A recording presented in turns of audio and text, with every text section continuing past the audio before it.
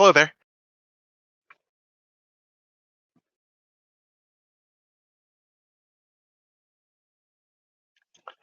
Oh, sure. Um, Valerie is a an Ulfin woman from Arcadia, a thaumaturge and a monster hunter that kind of fell in with the Aldori group by accident, but they accepted her because of her weird sword preferences.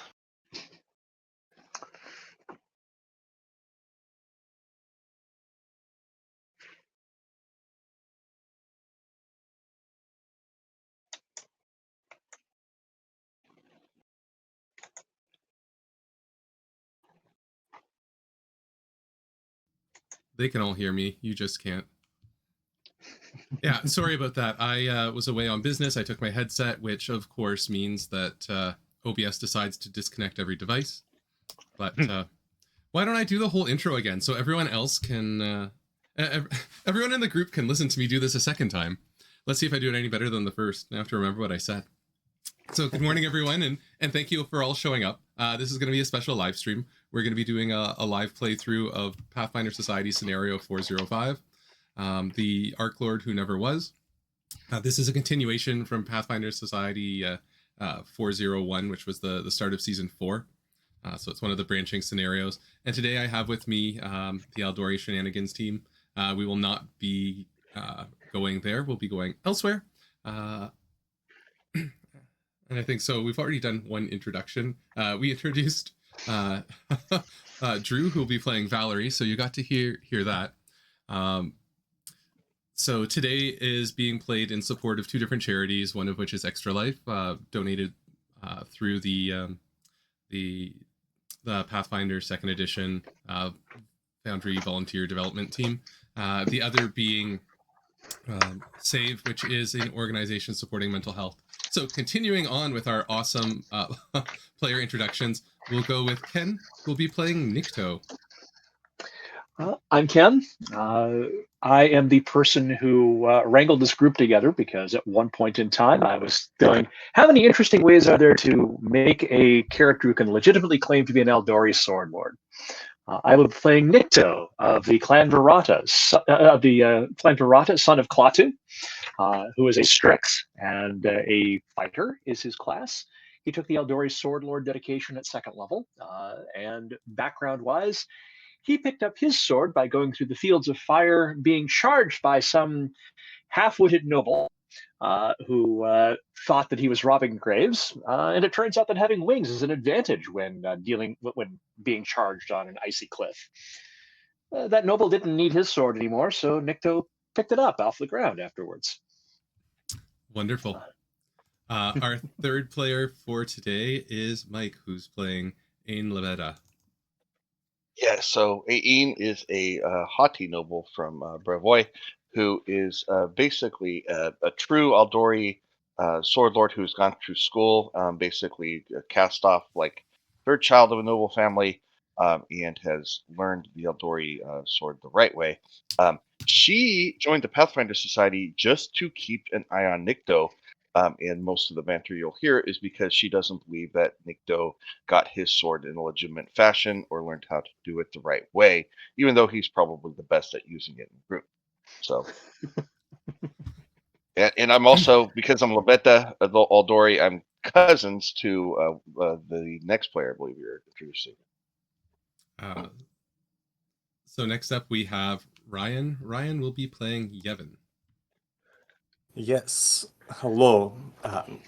Yevon is an older gentleman who has been a dueling instructor for an Aldori Sword Academy for many years. And for reasons that shall not be discussed, he has found himself traveling along with this group of Aldori and various swords people as part of the Pathfinder Society. So he is mostly here to help correct everybody's form, and so they do not disgrace the name of Asterion Aldori. That is Yevon. And then last, but certainly not least, we have Shannon today, who will be playing Paige. Yes. Paige is also from Aldori. She's the spare of a noble family, and as such had lots of days of leisure.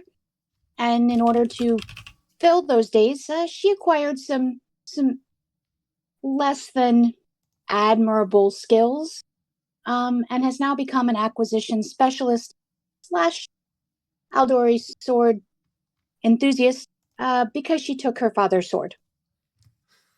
She is also rather, as a noble, haughty and but very impeccably dressed. Her hair is always to like perfectly sleek, so she puts a lot of care into what she looks like and how she insults others. She is your mean girl. Lovely. So I don't know if somebody wants to step up and explain a little bit about the group itself. We sort of heard that they all are related to the Aldori. Well, they all use Aldori swordsmanship, but if there's anything else. So, Ain is a cousin to Yevon, and Paige is from a different noble family in Brevoy. Aldori is not a place. Aldori is a state of mind. It is a philosophy of the proper use of a cut and thrust sword. And as I mentioned in my introduction, I'm the one who kind of went, how many interesting ways are there to make somebody who uses an Aldori dueling sword? And we got a fair number of them in one party. And we've been having a lot of fun bickering amongst one another because found family is the best kind of family because they're the ones that stick with you even after you make fun of them. And we have been adventuring with the Pathfinder Society for a while. Is that the information you were looking for, or is there something else that you'd like me to grab? No, I think that's probably good. Puts us in a good place to start. Mm-hmm. So with that, the group of you set sail from Absalom on the way to next to the city of Quantium, where you will be where you'll be disembarking.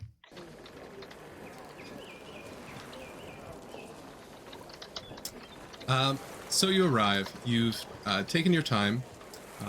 You've been on a ship that the lodge has used more than once, the Opportune. And it's about an hour after dawn when Wonderful. when you arrive at the city.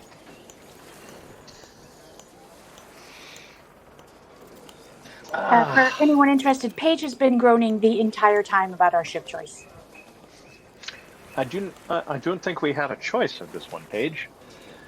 Although, if you're willing to just, take wing and grab fish from the ocean, it's better than what they serve here. I'm not saying I had a choice. I'm saying, at this point, maybe they could afford slightly better upgraded, travel for us. I mean, just putting that out there.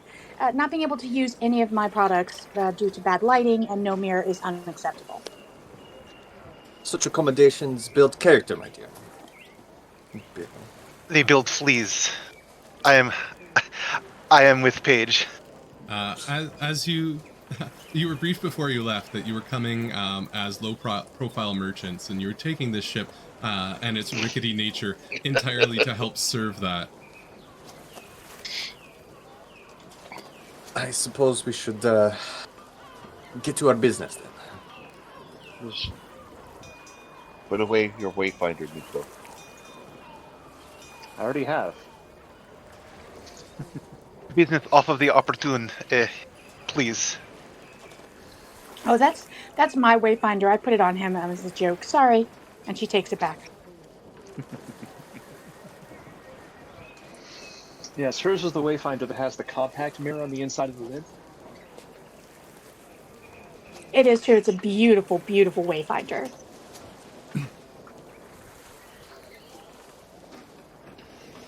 At the bottom of the stairs, a customs inspector is waiting.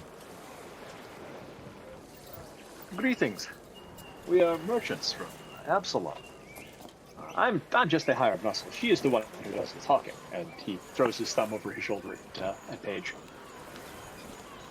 The customs inspector looks you up and down. Anything to declare?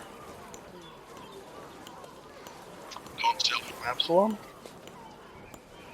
I Very do good, declare. He looks at the ship. He looks at you. He looks at Paige with sort of this raised eyebrow, like it doesn't... They don't quite fit, but he just sort of shrugs.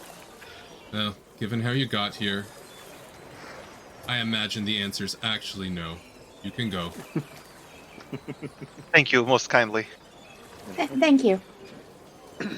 Just go quickly. There's actual work to be done. I will murmur quietly as we walk away. They didn't give us a cover story? We are merchants. Yes, but they didn't give us a list of goods we're declaring? Have you seen this boat? I mean, I think he made the wisest decision when looking at us and saying, yeah, we probably have nothing to declare. Although I'm slightly offended that I look like I have nothing to declare. Perhaps we can take an opportunity to freshen up before we meet our superiors.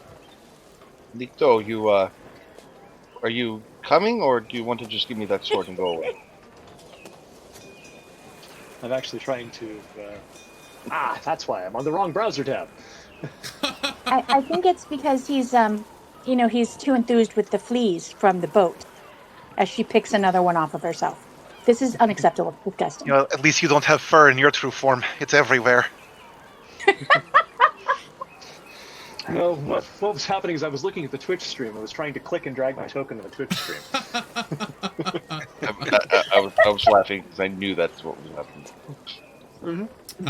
So with that, you spend the next hour walking through the town. It's now just a little bit later, past sunrise, when you arrive at the Pathfinder Lodge in the city of Nex.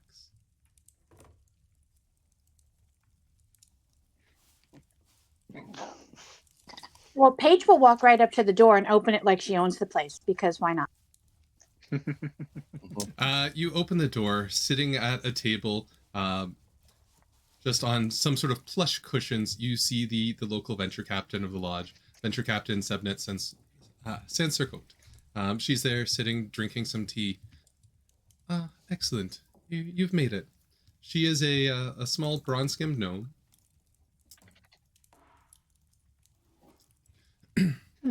She's wearing a bright crimson sash and a lavender cerise. The wedding table beside her has a lumpy sort of parcel covered in a velvet cloth. She has a multiple of bangles and earrings and necklaces jangling musically around her. She speaks. Welcome to Nexus House. I am Vashvatom Sebnet Sansircote, at your service, and may I present...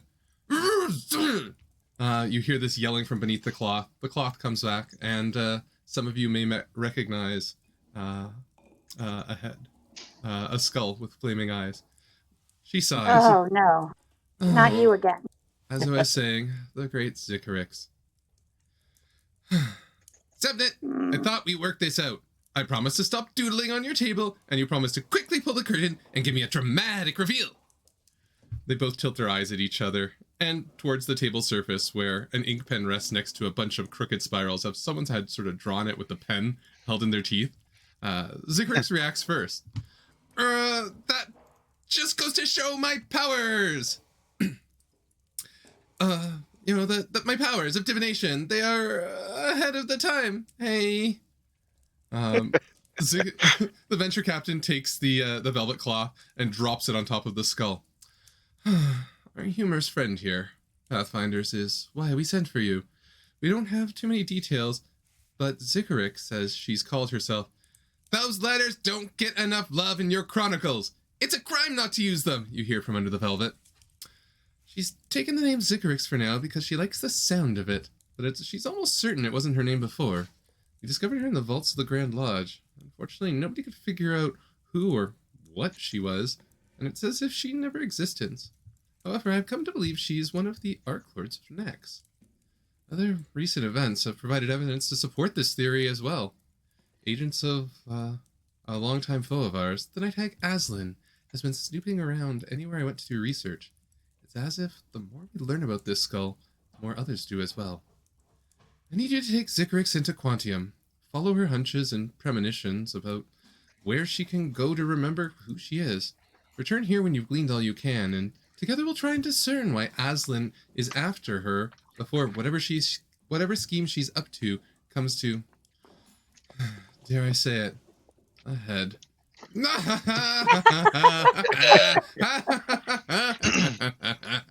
So, who here wants to have the honor of carrying me? Do you not mean comes to a skull? Zikrix glowers in your direction. That's not how. No, you shall not carry me. But who would like the honor? You are quite amusing, I must say. Would you allow me the honor? Yevon steps forward. With that, you may now hold Zikrix in one hand. Well, this will be great. Now, just remember, I deserve to be held reverently, and I will give you all the information that I can. I promise it is quite wonderful for you to have this as a bonus. Well, you are being held by our most distinguished teacher here, so I think that you are in the best hand. Literally. The most experienced. Agree more? Sure. Look, Nikto, this head is, I found one just as empty as yours. See? Zikrix looked towards Nikto. You must be a very smart person. One of the smartest in the group. What? No way. Something like 5th or 6th smartest in the group? Zikrix does a quick count. Let's say 7th. Ooh. I'd give him 6, but only because our friend isn't here. Mhm. Then he'd be the below him. Zikrix sort of twists in Yevon's hands. Well, I see we've got a bunch of Einsteins with us. No, we have more than one Stein. Absolutely true, and Paige pulls hers out. Sevnet turns to the group of you. As much as this is amusing, do you have any questions, or can I get on with the rest of my day? And you can all enjoy each other's company. Is the talking skull, is he supposed to come back with us? Well, I think it will be harder to follow Zikrix's suggestions if Zikrix is not with you. But if you have another way... when we follow, once we're done following, do we need to bring him back to you, or no? Her page. Well, I would certainly prefer if you came and reported back with whatever you find out. It would definitely help with the investigation that I'm doing if you gave me the results of the investigation that you've been asked to do. Yes. Oh, no, we'll obviously come back and report to you, but I meant, does it need to come with us when we return to you? Zikrix looks at you. Well, I mean, if we can find a body for me, then that would be fantastic, and then I'll just go along my merry way. But until that point, you see the skull sort of gestures lower. I don't have any sort of locomotion of my own. So yes, if you would take me along, bring me back, get rid of all the velvet cloths that we find along the way, that would be fantastic. Very much appreciated. I do agree. Velvet is atrocious. I agree to that point of your request. I do have a question. You mentioned that this Zikrix is an Arc Lord. What exactly is an Arc Lord?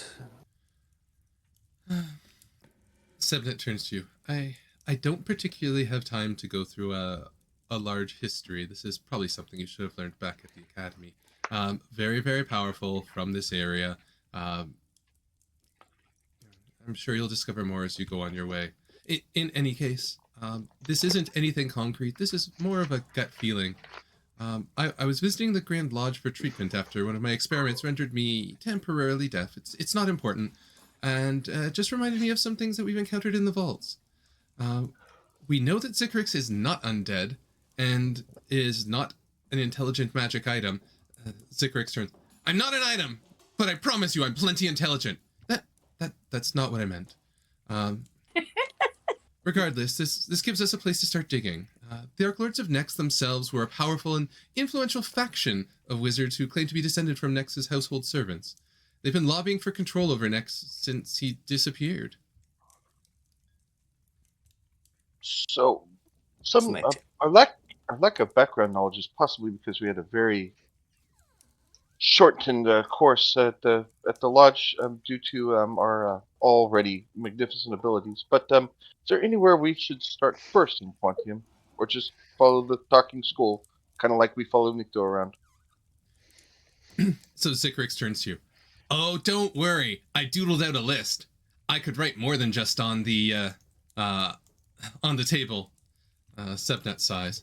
I copied it out for you. Most appreciated. She says, "Listen, these are the suggested places." Zikrix is like, "I had lots of ideas of maybe different places that we could go." All right.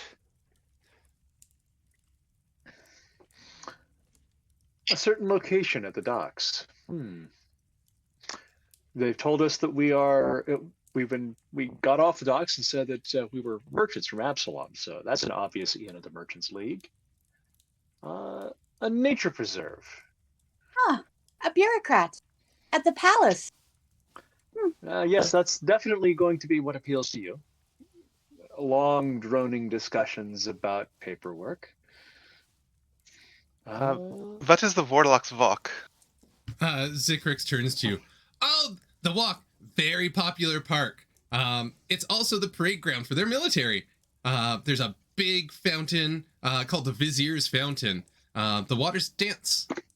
Very exciting. It will be very illuminating. Everyone will certainly enjoy going to the park. Did you say the water stinks? No, it dances. Oh, okay. You must forgive Paige. She's always had a little bit of a problem with water. It's fine. It messes with my hair and my makeup. Hello?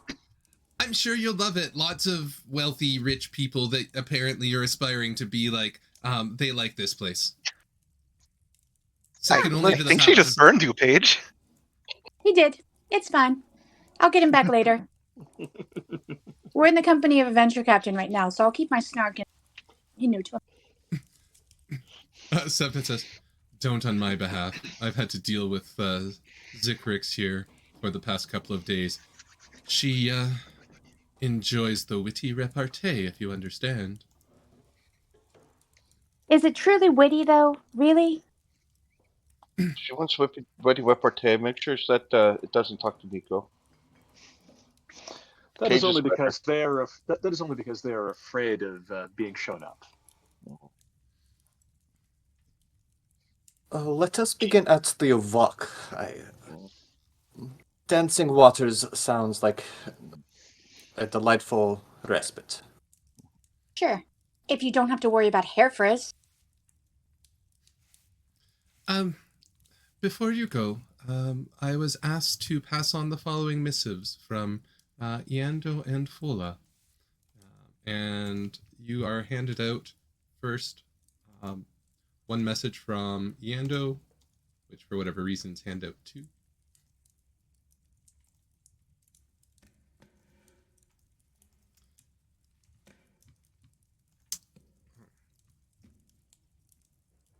I'm going to show that again because I screwed it up on the stream. Uh-huh. Nope, that didn't work. Hold on. Apparently thinking that button would work does not work.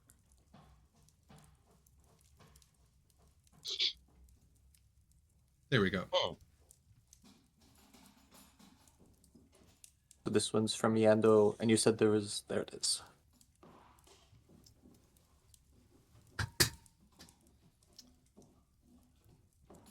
So Yando's essentially asking you to keep the skull's presence as discreet as possible, which he knows is no small thing. And try not to reveal a ton about Zikrix, unless you have a very good reason to. The second missive which is from Fola, who does actually apologize for the quality of your transport. Oh, thank God. But would ask you to be on the lookout for new allies for the Society while you investigate in Quantium. Even those who might seem misguided at first might learn better ways and bring benefit. So those are the two requests from the venture captains. One of those is going to be a lot easier than the other. So before we continue on, if... Vashvatam, I have a question for you. Yes. If we were to contribute 30 gold, could we get a hat of disguise? I certainly don't see why you can't do that. Yevon, are you thinking what I'm thinking? Almost certainly not. Oh, you put on a hat of disguise and let the illusion conceal our esteemed guest as they ride your shoulder. I do not want to try and balance this delightful creature on my shoulder. So I will say Patience, that... here, I have this satchel. You could put it in the satchel. Zikrix said, Her. nope. But Nope, that I would will her. not be handled in that way. I refuse to be retreated like a bag of bones. I will be held. Yevon I was does... just trying to keep you safe, but all right, if you don't care about being safe. I care about my safety greatly, but I am an all-powerful wizard. You should remember this. Don't you generally need hands for most spells, I thought? You seem to be lacking a little bit there. Only people who are slightly powerful need that. Ah, I don't know. I'm going to say that opposable thumb's real important. I thought so. And Nikto is while they're talking about this, Nikto has taken off his backpack and has pulled out a small fishing net and says that with a little bit of work, I can rig this so that you can ride on Yevon's shoulder securely, and he can have both of his hands free. No, this is not acceptable to me. I could do it, but it would make me clumsy, and that is no good for sword fighting. Yevon, you do have the advantage while carrying Zikrix. During battle, Zikrix will be a second set of eyes, so you cannot be flanked. Or when you are flanked, you can't be flat-footed, and you will always be worn. If you do actually want to spend some time and rig up Zikrix, you can, but that will make Yevon clumsy. Yevon will be able to use their second hand now, so that is your choice. But Zikrix would not be pleased. However, the fishing net is much better than the satchel. The fishing net is borderline acceptable. Mm-hmm. And here I was hoping we'd get a fishing net and a hat of disguise, and Yevon could walk around like a man with two heads. Oh, God. Which would just blend in beautifully in Quantium.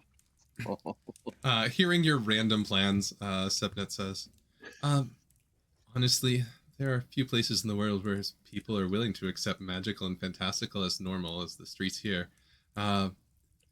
The talking skull itself is not actually that likely to draw a large amount of interest or attention. That being said, the more likely you do this, the more likely Aslan's agents will catch on. Once you've gathered the research that you can out in the city, please do come back here. Very well. Nikto should wear the hat of disguise so it does not stand out like such a barbarian.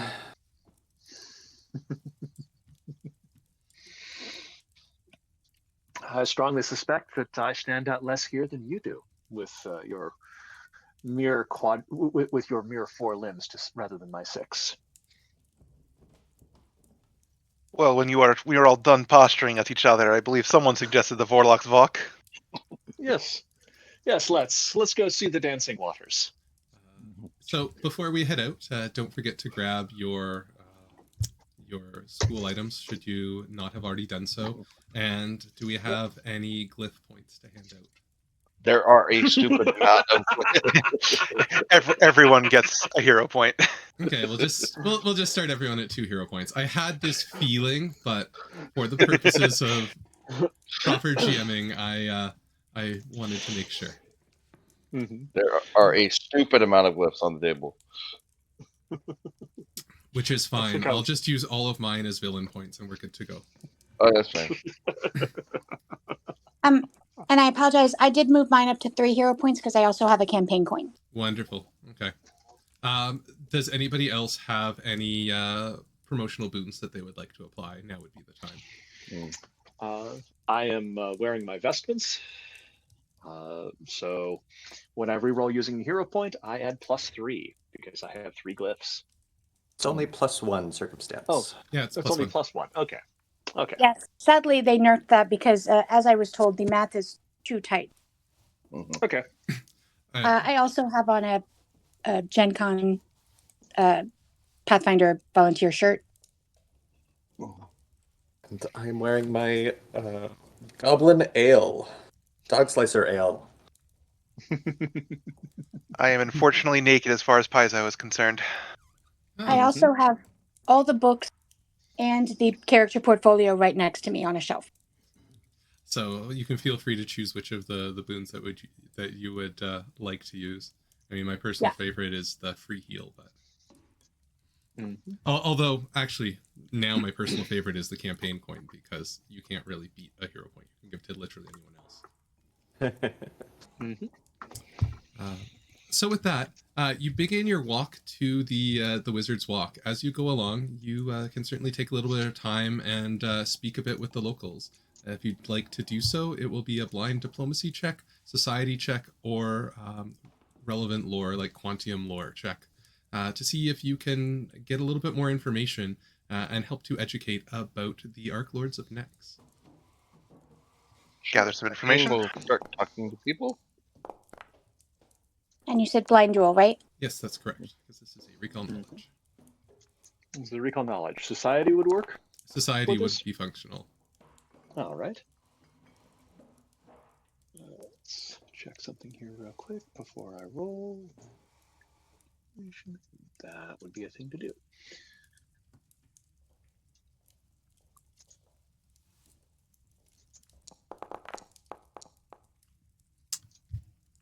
Okay, so going around town and chatting with people, Paige, unfortunately, you don't really learn anything of importance. You almost don't want to talk to people. Everyone you seem to run into seems well below your station. I mean, that's totally possible. And I unfortunately, as a mean girl, it does kind of shine through. So Valerie and Yevon, strolling aside, you run into a local merchant who seems to want to kind of be your tour guide for a little bit. They tell you all about Quantium, that it's a metropolis boasting one of the most diverse populations on all of Galarian. In addition to humanoids, they point out a bunch of ancestries, all that would be considered monsters elsewhere in the world, just being normal citizens, including like some extraplanar and some elemental creatures.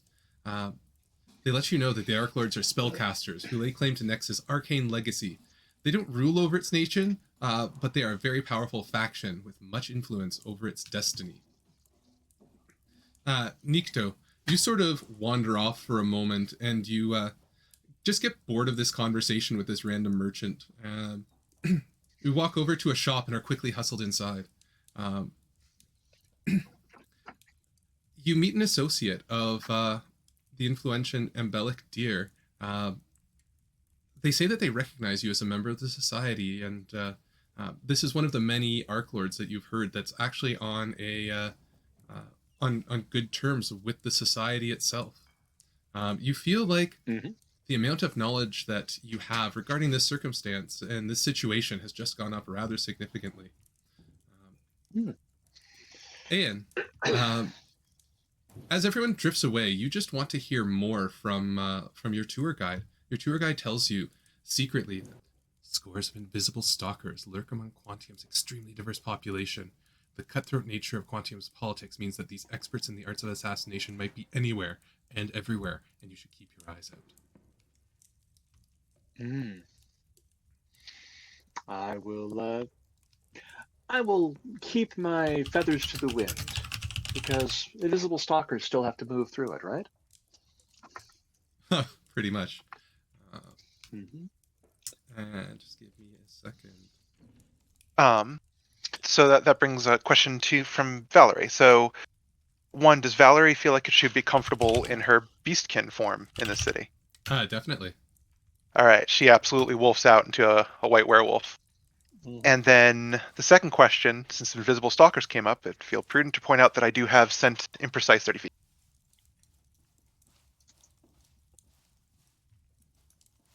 Sounds good.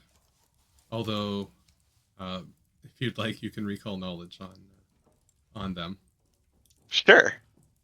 Mm-hmm. Are they on that list that I sent you, Tim? Hold on, let me double check. The list was long.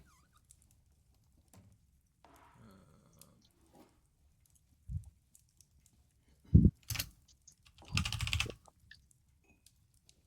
me see.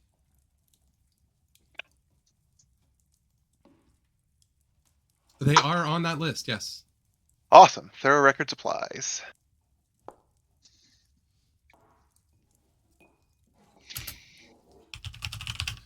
So invisible stalkers. You know that they're not actually assassins. They're actually air elementals. They look kind of like this. So you're able to describe them. They're naturally invisible, meaning that at all times they're hidden. They have sneak attack. They can move full speed while tracking, and they are not spellcasters in any sort of way, but they will pummel the hell out of you. Very dangerous melee combatants. Mm-hmm.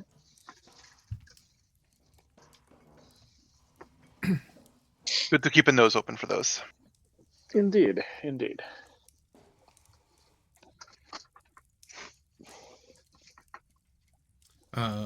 So we are going to go through a series of skill checks. For these, you can always use diplomacy. Otherwise, at each location, there'll be a series of different checks. The checks you're trying to do are to try and help Zikrix recall their memory. And so with that, we'll proceed to the Warlock's Walk. Oh, very pretty. And just give me a second. I keep getting this annoying thing. I'm going to make the stream owner of Zikrix.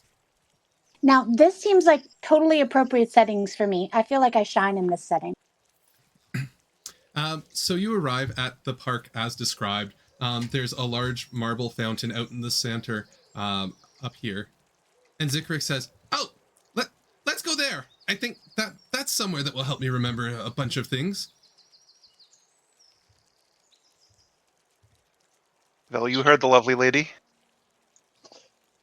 Nikto this one, says right? as an aside. Yeah. Nikto says as an aside to Valerie, "I've got a bad feeling about this." Always. But it's a fountain. I'm gonna get my hair's gonna get all wet. Jeez. Just stay away from it. Okay, I'll wait down here then. Mm-hmm. I'm sure it'll be And, just fine if you guys go up there by yourselves. Put on a hairnet.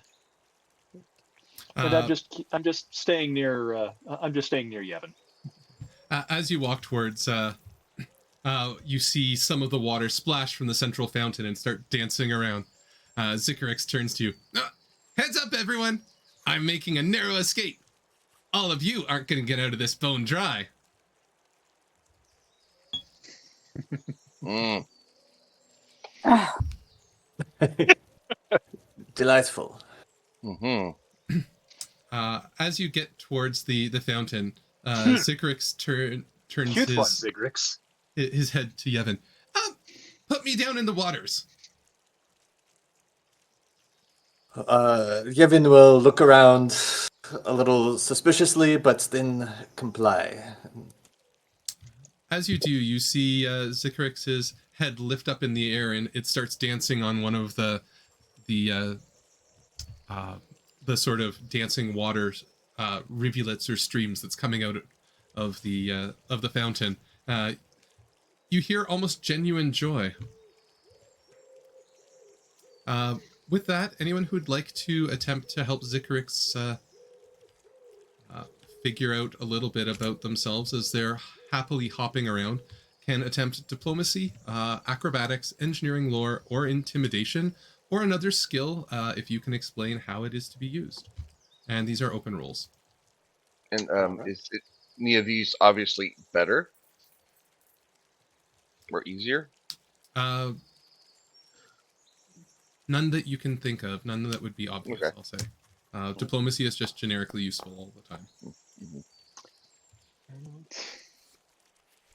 Everyone can make one check at this.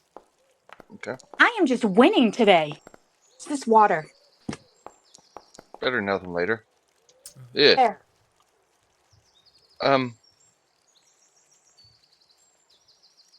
I know there's a lower number on that die roll. And by gods, I'm going to find it. Oh well. You need to be more sincere when you say the mantra. So with that,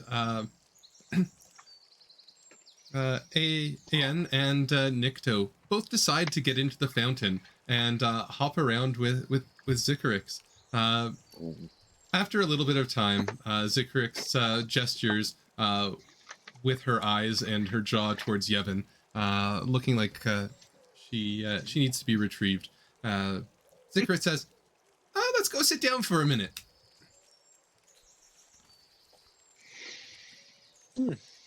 And with that, Zikrix tells you that she remembers coming here often for midday meals on benches just like these, while watching children at play. She says that this made her want to use the talents she had to better the lives of others. But that is a noble goal. And so she thanks Nikto and Anne for having the joy to help her remember this little piece of her former life. You should just be glad. That's the first fun thing I've ever done with Nikto. Well, at some point, if you would like, I will take you fishing. If you give me the sword back, we can do that. Oh no, that was directed at Zig. That was directed at Zikrix. Well. Zikrix turns to you. Maybe once I've got a little bit more mobility, unless you want to go fishing with dynamite. And from the center of the pool, you see a burst of fire come out of the ground, and then from beside it, a spout of water. Seems like that would be less sporting, though. Yes, it is a little less sporting. Nikto flexes his wings a little wider and flexes his talons. Usually when I go fishing, I just dive into the water and grab a fish and take the wing and come back out again. Zikrix gestures. Sometimes I even use a spear. Zikrix gestures you to lean in a little bit closer. She whispers, I hear there's a great little fishing competition in a small little city called Anthusis. I think we can clean up there. Apparently the rules don't apply. It's somewhere where they really let you use your head, if you know what I mean. I hear they have a problem with crabs. That sword there, I think they can deal with a couple crabs. Oh, and of course. And I mean, Nikto strong, smash. More Nikto agile and not get hit. Well, this was fun. How about we continue on? Absolutely. Perhaps to the Scrivenbough Library. Could use a little quiet time after this energetic display. That could be interesting. Get on, cousin. You'll have to pardon Paige's discomfort in the library. That large of a space where nobody encourages talking makes her cranky. Crankier. I'm sorry. It's actually the dust versus the quiet, because the quiet means you also can't speak. So You have to keep in mind, usually she has people to read books for her. that is true. Really, books are really just good weapons that can be thrown. I think that is decidedly not true. That's about how much use they have for me. Oh, okay. Well, yes, that might be true. So with that, Zikrix will sort of lead you on. You head down towards the dock area. In front of you, you see a distinctive cylindrical building made out of red brick. This is Scrivenbough, a fortified library complex dedicated to Abraxas, the demon lore of forbidden knowledge and magic. As you get in sight of the building, Zikrix, her eyes start to dim a little bit. Okay, so next we go to the library of the demon lord you know what? Actually, maybe we'll do better at Nethys's twin temple. It's harder to find stuff there than it used to be, though. But, you know, it seems like I think a group like you will probably do better.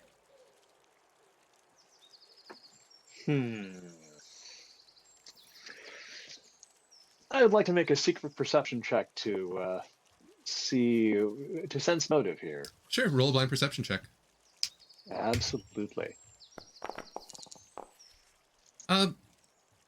Something does seem a little bit off. It's almost like Zikrix is hesitant to go there. You don't really get a good sense on why, but you do get the sense that the temple to Nethys is probably a little bit of a better place to look for a little bit of knowledge here, as opposed to the temple of the demon lord.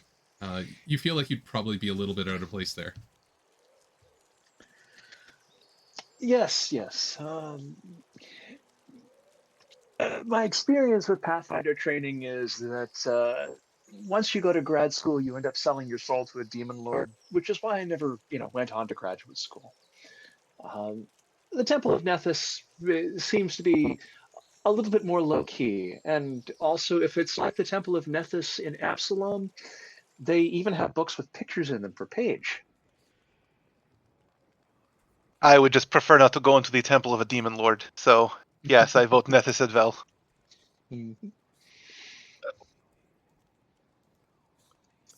Also, rude. They're called graphic novels. Graphic novels actually have words in them, so you don't want those either. I didn't say I couldn't read. I know you have people for that. No, I can personally read words, I just choose not to. God, so rude today.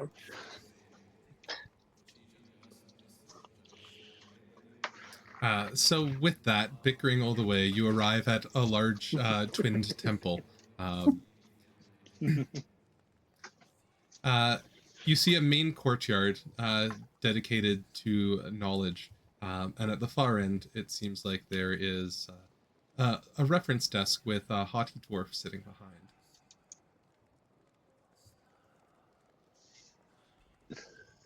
Well, only one way to get information. Mm-hmm. Did you drop the skull, cousin? Yeah, it's kind of hanging out here all by itself. Oh. No, it's my fault. Because I changed the settings, I'll have to go and do that. Try now. Yes. Okay. This is what happens when I change settings in the middle of a game.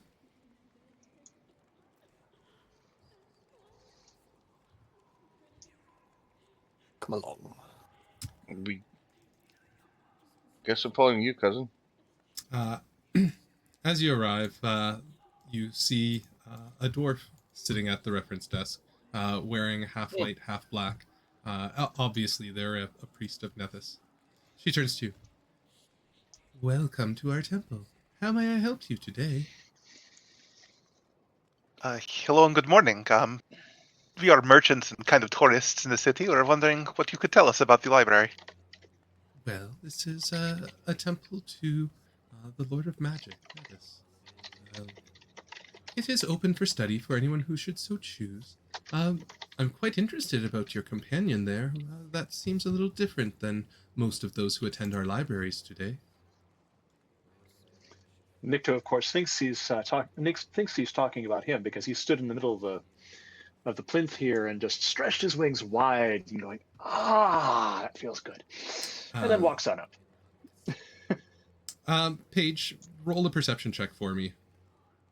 Sure, I can do that. Do you want it blind or public? This can be public. Okay. You see Nikto doing this. You look back. You can tell the librarian is totally disinterested in this display. It doesn't seem unique or interesting as opposed to the glowing magical skull. And you get the sense that forms of magic seem to be something that she would be very enthused about, less so about Nikto. It is an unusual situation, to be sure, but perhaps there is some texts in this library you could direct us to for restoring the body from the mind. Grioria looks to you. Well, I'm very supportive of most types of magical experimentation. I would warn you, it can be dangerous even to the most powerful spellcasters. It's important, however, for everyone to be pushing the frontiers of knowledge and be ready to accept consequences if their studies take an unfortunate turn, as she looks again at the skull. It seems like your colleague, that might have happened. And with that, so if anyone would like to see what they can figure out while you are here, it will be medicine, religion, library lore, or again, diplomacy, unless you've got another lore skill that you believe would be applicable to this circumstance. Would academia lore work? For this place, I would allow it, yeah. Okay. Could I apply esoteric lore in this situation? With a slight penalty, yes. Okay. Jeez, I'm on horrible today. Penalty. Diverse lore is built in. Do you, I have assurance in medicine. Would that help here? You could certainly use it. Oh, it should have been a public roll. My apologies. I can reveal it.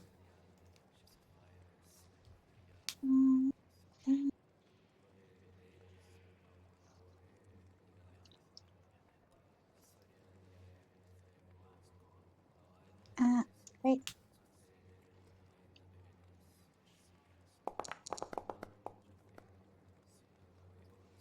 Again, I have assurance, so I guess it would be at a 20.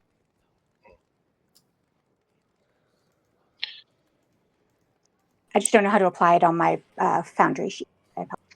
So assurance for which, sorry? For medicine. That would just be a 16 then. Yeah, it would just be a Because 16. assurance is your trained plus 10. Yeah. No, it'd be an 18. My modifier is an 8. It's just with your proficiency bonus. Yeah, Your wisdom doesn't apply. Wisdom doesn't apply to it. Oh, I see. Okay. Yeah. Yep. In any case, I'll take the roll. But once again, Nikto, you immediately hone in on one of the sections relating to the Arc Lords. Off to the side, you actually see someone else looking similarly to a book. And they say, "Oh, you're from the Society, aren't you?" Yes. I've heard some of you are in town. I as well am a friend of Ambilek Deer. You're looking for which? Come over here and take a read. And given all of this, you quickly summon Yevon.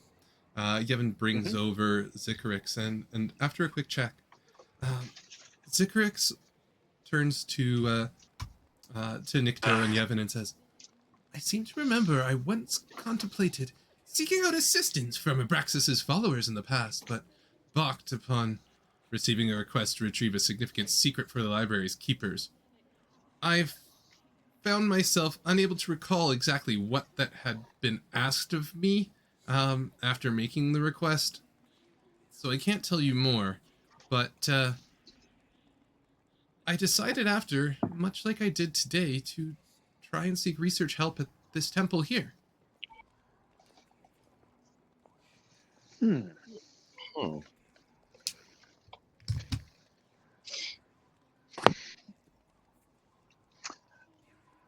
So We know that you've had a moment of joy with the fountains. And we know that you were asked to provide information, or to provide information for a library to a demon lord. Well, Could it more of a possibly trade. be? Yes. The demon lords believe very much in a meeting of the minds. With demon lords, it's never quite a give. It's definitely a give and take, and I feel like the take was probably too much to ask. Too much so that I don't remember what was asked. That seems a bit peculiar, if you ask me. Hearing this, Grioria says, well, not that peculiar. Remember where you are. That actually seems quite par for the course. Well, what I mean by peculiar is that I don't normally associate demon lords with taking knowledge from people. Do you have any idea what they might have taken from you? Perhaps by the things that are by the gaps in your knowledge. Could we work something? Could we work something out on that? I think you're probably not correct in this. I do know, and it seems like what she's saying is that she never quite made the deal. And as a result of not making the deal, the parameters of the deal that she didn't make was removed from her memory? It's entirely possible. They are quite chaotic. They do like to steal secrets from others. Zikrix is missing a lot of their memory, Nikto. That is... That is why we are here, I understand. But what I'm thinking of in this is one of the ways that you can tell that a predator is around is the lack of prey animals. And the type of prey that is missing can tell you about the predator.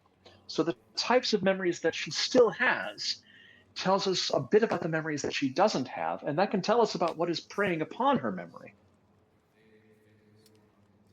Perhaps. I'm not sure there's enough left to make any conclusions, but... Oh, come on, this is Zikrix, not Paige. Hey now! Zikrix says... We're in mixed company. I've kept my barbs to a minimum today. Thank you very much. She has. You have been picking on her a little bit.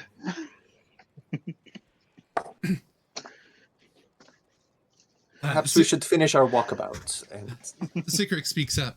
Well, I haven't been picking on her because it seems like you've all been doing a good job. In fact, I think most of you are pretty mean towards Paige. She deserves a lot more accolades than you give her. Aw, you're so sweet.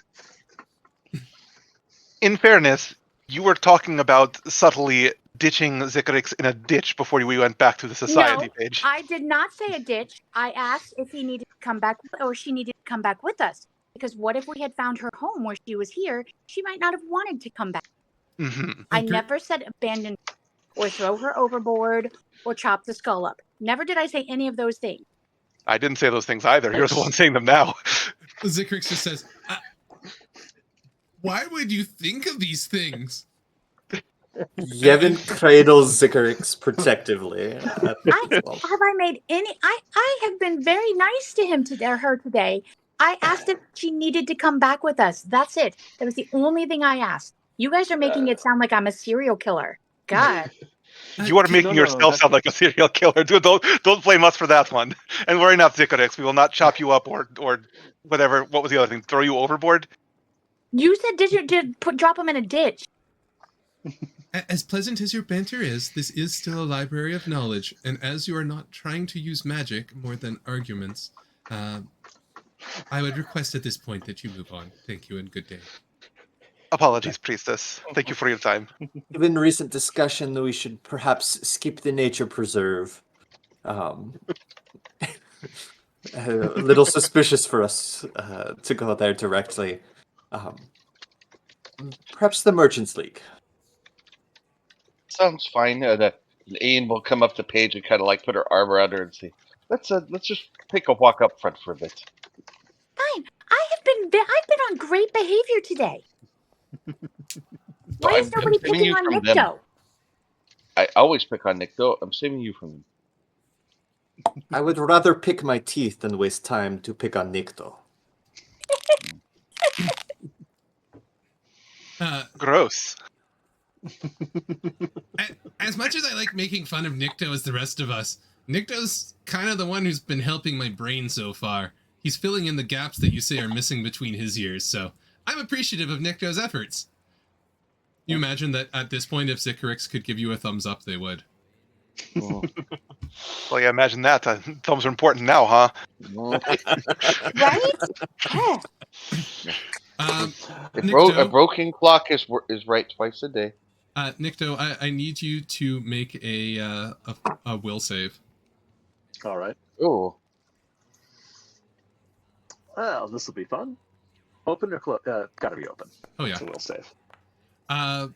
As you're saying this comment about the thumb, you find your hand reflexively coming up in front of your face and your thumb extending upwards. Try as you might, you can't force it back down. And you see Zikrix start giggling. But here's the thing. I was actually going to put my thumb up when Valerie made the comment anyway, so I didn't even realize that I didn't even realize I was being compelled. As you're walking away, seeing your thumb up, and despite what you want to do, not being able to put your arm down, Grioria looks out towards the skull and gives a knowing wink.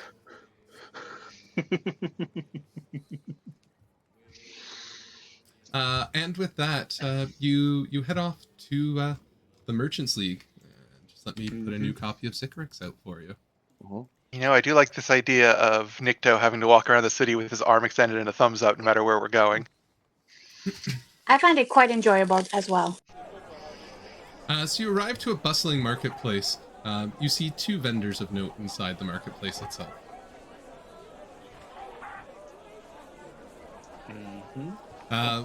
So we'll say, looking towards the merchant on the left, it's a broad-shouldered humanoid standing outside, about 9 feet tall, numerous eyes, blue skin, and as Yevon walks forward, that one there, no one's gonna lose that one in a crowd. She certainly stands head and shoulders above the rest. Oh, quite right you are, yes. Oh, Carol, wait, folks. What goods do you have to sell, fine merchant?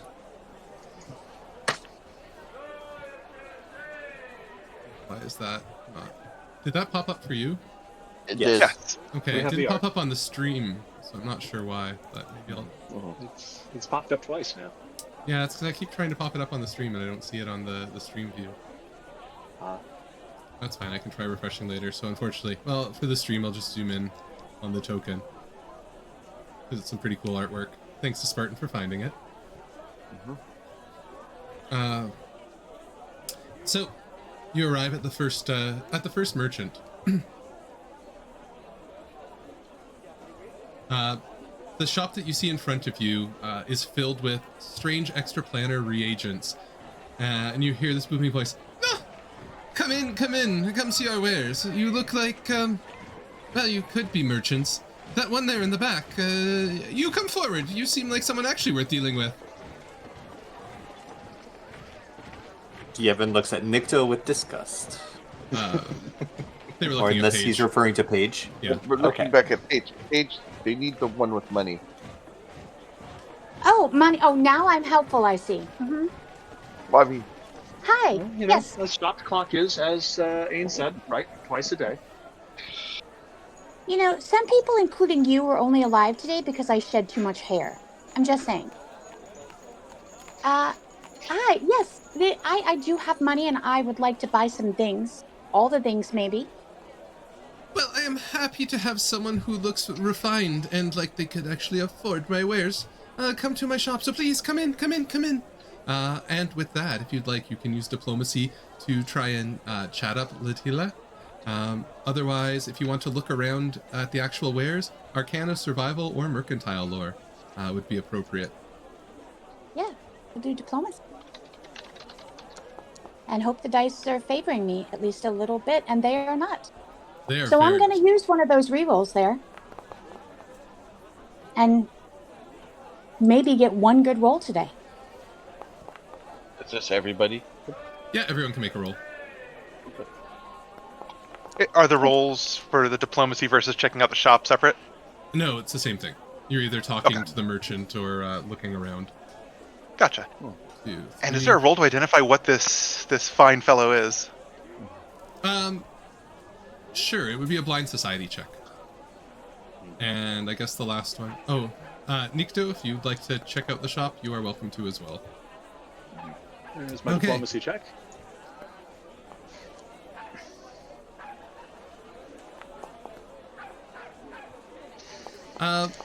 And you haven't, you and Paige, you've never encountered a creature quite like this before. You're not sure really what they are, but they seem very pleasant. They're definitely not from around here. I'm quite fond of him. Her. Her. Apologies. And Pronoun. That I will struggle explain with your first diplomacy check. Yes, I struggle so much with pronouns. Ask the skull. My esoteric lore was public. My apologies for that. Oh, that might have been me accidentally. So I will say that regarding the creature, she is she is Mercane, so from another plane. I'll say they haven't shown up too much in Pathfinder 2nd Edition yet, but they have shown up in 1st Edition. With that, you look around. Yevon, you are led by Zikrix, who is saying, "Oh no, that there! That's the most important thing in this shop." And you pick it up and you bring it to Ladila for identification. She says, "That is a tablecloth. It's made out of cotton, and it is not for sale, as its job is to cover the table." And you see Zikrix just cracking up at this. But looking around and chatting, between Valerie and Nikto, speaking with Ladila, you talk a lot about a bunch of rare magical reagents, and you notice a couple of sky metals off to the side. And when this all wraps up, although disappointed that you didn't buy any of these significantly expensive and overpriced items, Zikrix says to you, I think I actually used this shop when I was trying to do some sort of experiments. This is where I bought the rarest of my magical reagents. This place all seems familiar, if you understand. But perhaps we should move on. I am sure that there are other things to be found in this market. If I bought things here, I probably bought things at other places as well. On the far side, Paige, your eye is drawn to a very, very opulent pavilion, sort of in the center. You see an Oread. Oh, yes. Opulence, I like that. Yeah, so this is probably the nicest looking stall, and given what you're realizing about Zikrix's tastes, you think this would be a very interesting place to go.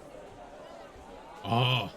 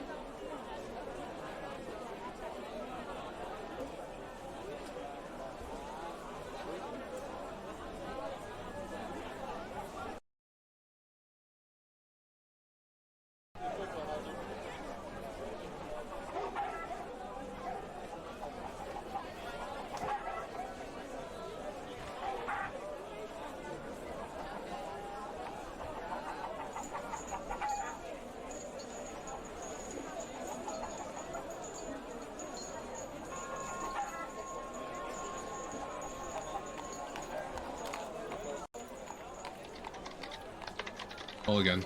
I see Tim speaking, but I don't see anything coming through. How about now? Is that better? There we go. Yes. Sorry, I don't know what happens. This happens sometimes in the middle of a stream where all of a sudden I have to unplug and replug in my microphone. So I stopped the audio because I thought it was that.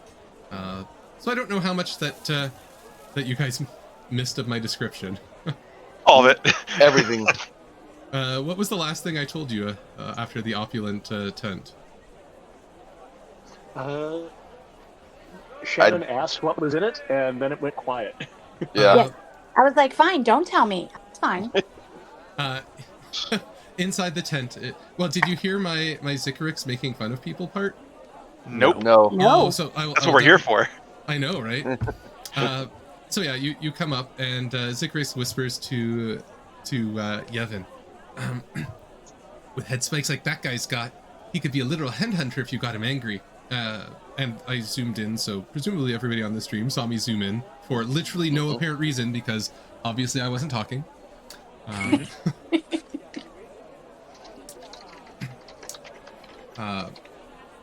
So inside, you see a wonderful assortment of absolutely opulent, gorgeous crystals. Anyone who would like to take a look, again, diplomacy is fair game to speak with him. Otherwise, crafting, mining lore, or nature would be appropriate for examining some of these crystals. All right. Well, I will take a look at this. Hmm.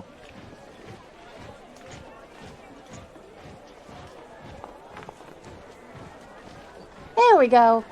I do appreciate some good stones. I as well enjoyed the good. So, Anne, you're out of your depth here trying to speak with Olorthu. You just don't seem to be able to overcome Paige's charm. He looks, and obviously one of you has more money than the other. It's almost like you're ignored. I was going to say, and by charm, what he really means is pocket. Paige, he literally leads you by a hand, showing off some of the most fantastic crystals. As you follow along, Nico and Yevon examine them, and they are quite exquisite items. Yevon, to you, Zikrix says, pretty sure I bought 2 of those. Looking at it, you see some just gorgeous sapphires. I'm pretty sure I used them for experiments, and I'm pretty sure I paid a lot of money for them. Talking about price, you realize that none of you could afford any of these, but Paige, you put on a good enough show that you capture his attention for quite some time. It's probably helped by the fact that she has some nice heirloom jewelry on that she didn't actually pay. So, what sort of experiments would you use? Would you use sapphires for? Would those be air elemental spells or something else? Well, that's a really good question, and if I could remember that part, I would answer it. I thank you for pointing out the flaws in my memories. You're very helpful and kind. Can I ask our merchant here what they're so beautiful? I would probably just be inclined to use them for, lovely jewelry, but I'm sure they have other purposes. What would those purposes be? Olorthu turns to you. Well, my dear, this sort of quality that you see here, for someone as beautiful as you, it would be a shame to do anything other than make jewelry that, as much as what you're wearing is gorgeous, some of these gems would sparkle in such a way that your jewelry would look, well, like they belong on her.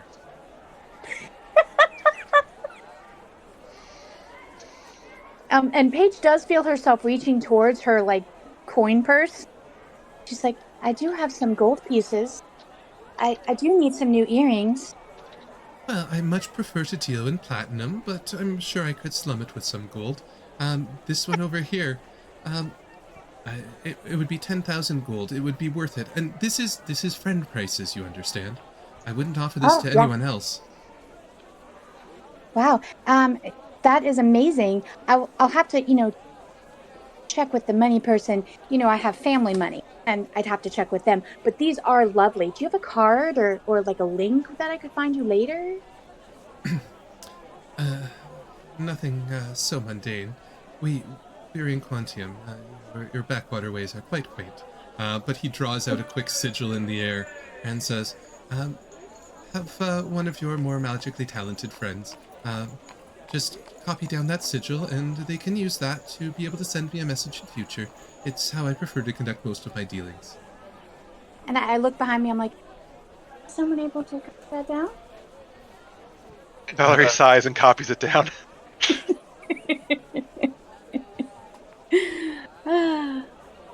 I mean, they really are lovely. I will get back to you once I talk with the family, because even if I don't get them, I bet that my mummy would. She would love them. Oh, wonderful. It is nice to see someone of fine and exquisite taste. I am happy to be able to elevate the stature and status of your family through my humble wares. Thank you. And thank you so much for your time. This is such a lovely store. It was my pleasure. If you'll excuse me, I would like to go and meet with some of the other clientele in the area. Absolutely. And with that, Olorthu heads off to the next awaiting customer. So, Paige, it's interesting that you always are the one that get called as the rich one, but my cousin and I come from a bigger family than you do. So, just funny how that happens. It's perhaps the way I carry myself. I don't know. Yes. I started training before you. There's we a were lot of farther gold down the pieces. pecking order. Yeah.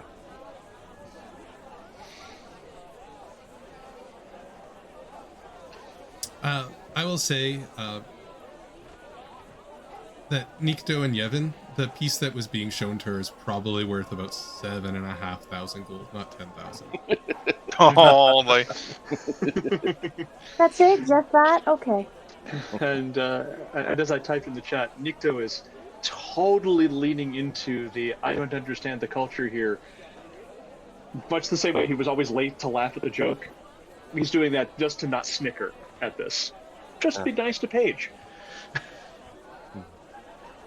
I'm sorry, are you even remotely close to being able to afford something like that either? Because I don't understand why you would be laughing at me. Paige, perhaps we should go and, as the kids say, touch some grass. Let us go to the nature preserve to appreciate some natural beauty that is, how you say, free. And with that, Zikrix says, "Fantastic! I've been wanting to take you guys here all day. I think it will be very, very helpful and instructive for all of you." And with that, he starts leading you into this sort of slummy area. It's actually kind of surprising. So looking around, he leads you down sort of this alleyway. You're at a bridge, and he says, the entrance. It's just to the south.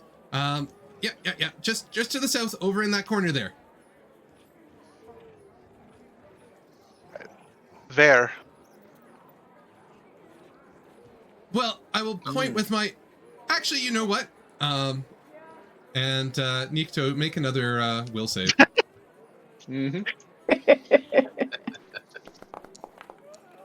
Yeah, your arm starts to raise, and you point right towards this grate. Oh. A sewer grate? Yeah.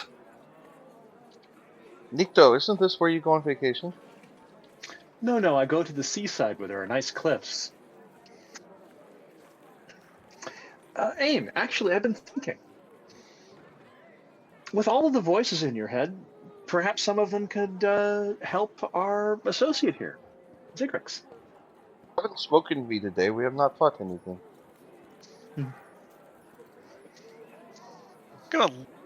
Valerie's gonna lean over and sniff that that crate. Nikto is going to look at that grate, stretch his wings out again, look at the grate, sigh. Sewers. Why does it always have to be sewers? Why are we going into a sewer? It's a very important nature preserve, guys. Come on, folks. Let's go. No time like the present. So, Nikto, would you lead the way? Nikto will first check the sewer grate to see if it can be removed easily. Roll a crafting check. Well, hopefully somebody else is good at that.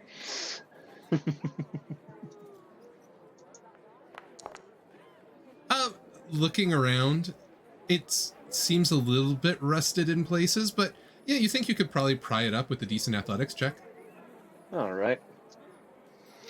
Friend Columbus would be the only mission that he ever went on. Went to the sewers of Quantium, and it wasn't the most fun experience ever. Valerie, Athletics with your check. sense of scent, it smells awful. Mm-hmm. So it smells what I would expect a sewer to smell like. A sewer in a slum, nonetheless. Okay. Mhm. So that grate looks like you'd have to pry it up if I'm not mistaken, Nick, though, and that definitely smells like the inside of a pooper. I don't think that is a need for preserve.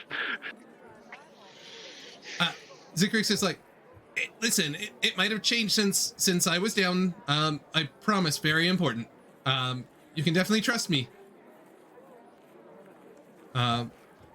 Yeah, Zikrix is lying to you just right through their literal teeth. Nikto, I really think you should go and check this out. Do it for the rest of us.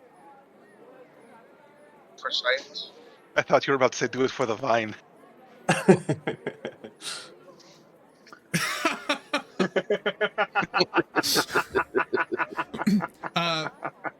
Nikto, you're very suspicious of Yevon. I mean, even more so than I am of his cousin. I'll tell you what, it'll be easier for you to climb down if you hand me that sword. Oh, no. You are much, much slenderer than I am. You should go first. Well, Also, someone's gotta you are pry the much, grate. much better. But you are much more adept with your high diplomacy skills at dealing with bullshit. All right. Zikrix is not going to take the bait. Give it up.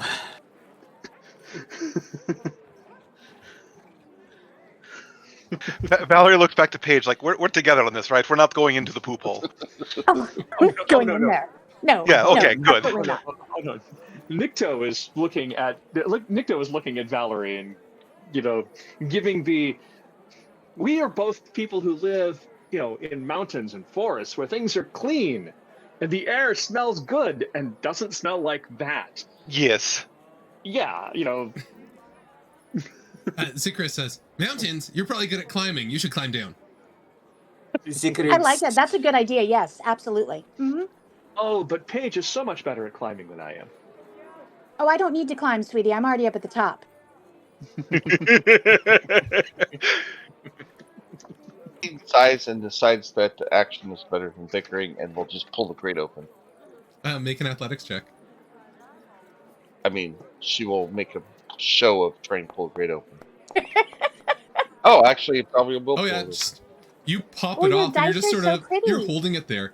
Your hands are covered in gross sludge, but you're just like holding the grate there. Everyone's a little bit surprised and frankly impressed. Please note, Paige is legitimately still standing around the corner with a handkerchief over her nose. Yeah, I'm gonna go stand over here. You guys have fun with that. Yevon is going to dangle Zikrix over the sewer grate. So we are wise to you, Skull. But oh, you're no fun. I mean, seriously, I can't believe some of you would think that. At which point, Nikto takes out that fishing net, puts it around Zikrix, ties a rope to it, hands the rope to Yevon. I want to hear the Skull's witty remark at the. It sounds like a net positive if you go down. Yevon, make a will save. Yeah. Oh shoot. Paige does offer an extra handkerchief to Valerie. Yevon, you have this need to put the net with Zikrix down on the ground and start climbing down into the sewer grate. Oh god. If my cousin goes, I go. In between chomps at the netting, you hear Zikrix just starting to laugh as the two of you descend down in. You just hear this voice as you get to the bottom, and you're covered up to about your knees in sludge and filth. Seriously? You really think that some mighty Arklord's memory would be down in a random sewer? And Subnik called me a numbskull. Yevon, all of a sudden you feel this sense come over you. You don't understand where Zikrix is or why you're standing in filth with your cousin in the bottom of a sewer grate. That's Paige moved back. She's like, I don't want any part. I don't even want to, like, the whiff of it. I don't, none of it. None of it. Meanwhile, At least you don't have scent. I was enjoying True. this her pranks until now. Meanwhile, Nikto is actually being very helpful and putting an arm down to help pull them up as they're climbing up out of the sewer area. As you climb out, Zikrix casts prestidigitation and cleans you all off. Okay. I was going to ask if Ian was about to ask if anybody had that memorized. Magic will get it off, but the feeling will never quite leave you. Listen, sometimes I just need to make new memories for myself. Really enjoying today, by the way, guys. Shall we continue? Can your newest memories not include dysentery, please? Zikrix is like, I'm sure I know remove disease, although lack of common sense is not on the list of diseases that I know of. But hey, maybe we can go back to the library and study. I haven't felt this dirty since a feathered rat-eating barbarian stole an Aldori sword. Damn. Zikrix just turns. That's cold. I like this. Shall we move on? We're going straight to the palace. Yeah, you guys go right on ahead of us. We'll be. Actually, we should go ahead of them, Paige. That floats downwind. Yeah, no, absolutely. Yes, we'll lead the way this time, gentlemen, ladies. And with that, Zikrix happily sort of leads you towards the Bandashar, which is part of the administrative structure of the city.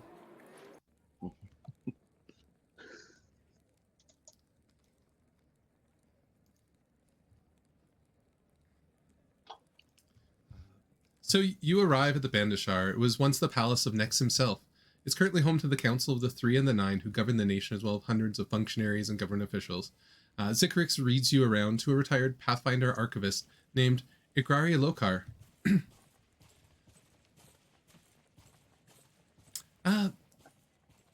Well, everybody, welcome to the Palace of Nex. Here we are in the headquarters of the nation. It's a stretch to call it a brain trust if you ask me, but you know. So you enter and you see a former Pathfinder agent who sort of was informed that you would potentially be coming, and he raises his nose up to you, some a little bit higher than others. What indeed is that smell? It certainly does not befit the palace. Hold you. Why am I sitting there? Got it. And how can I help the society today? I'd very much like to keep this on the quiet if we can, but it seems like there's certain senses you're already offending, mostly mine.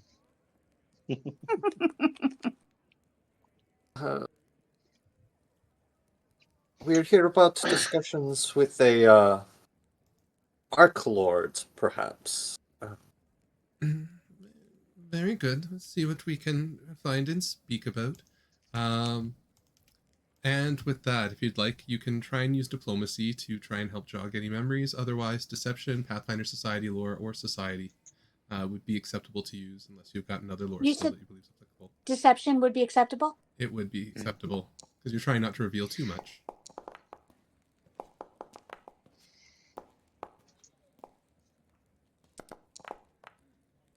You're in my sweet spot. Sorry. Go Paige. So with that, Anne and Paige, they start talking, and let's see. With that, it's enough of a distraction that Yevon's able to walk around the room with Zikrix. And Zikrix says, yes. I remember this place. I remember speaking with Igrigi when I visited the Nexus House's libraries. It's something very important. But that's all I think I can remember about this. Perhaps we should move on before we make too much of a scene and a smell. I mean, fortunately, Zikrix sort of wrinkles the skull to the side. I don't have the same problem as some of you and our good friend Agrigi over there. That is too bad, because the nose always knows. Mm-hmm. Lacking the nose is a mercy in this situation. Zikrix turns to you after saying that and just says, well, no, knowledge knows, and if the nose always knows is your mantra, then perhaps, well, that explains a lot about you. I am coming to like you less and less. But, You went from very endearing to very unendearing. Oddly, Paige is really starting to like it. That's not odd. We don't need an investigator to figure this one out. we have one last location on our list. That is docks. Yeah, Zikrix turns to you. Yeah, I really think we should go to the docks, and a couple of you maybe should spontaneously go for a swim. As we're moving, Paige looks at the skull and says, "You know, I find myself not having to pretend to like you anymore." I've never tried to pretend. Yeah, most people don't, and I'm okay with that. Honesty really is something that I value. Wonderful. In that case, I like and respect you. You seem to value it mostly because it designates a target. I mean, that's probably true. You do understand. That I now find you quite endearing. That was not an insult this last time. There might have been some insults earlier, but this time it was not. What's chopping up someone to bone shards between friends? I did not say I would chop you up into bone shards. I said that's what they seem to be thinking I was saying. I didn't seem to think that you thought that. That was wild. And with that, you come back to the docks where you'd disembarked. Zikrix says, well, this is the easternmost point of Quantium itself. And I think I need another Zikrix token on this map. There we go.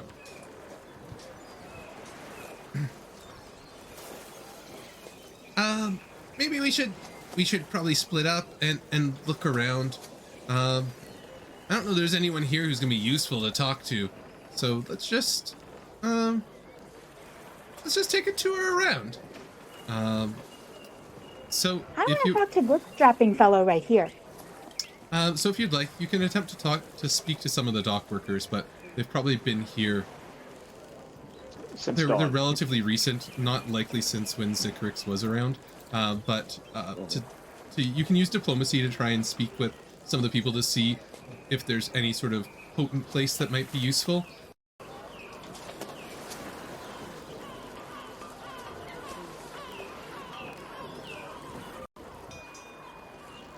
Sorry, I don't know if you heard that. Arcana, Survival, Mercantile Lore, or Diplomacy. You have Mercantile Arcana, Lore. Survival, Mercantile Lore, or Diplomacy. Oh, I got none of that. Okay. Is that the same as the merchant? Merchant Lore, yeah, anything like that. No,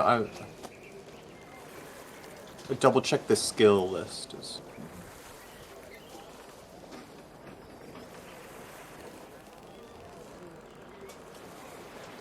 I know the roll was low, but when Paige did her talk, she did it like that.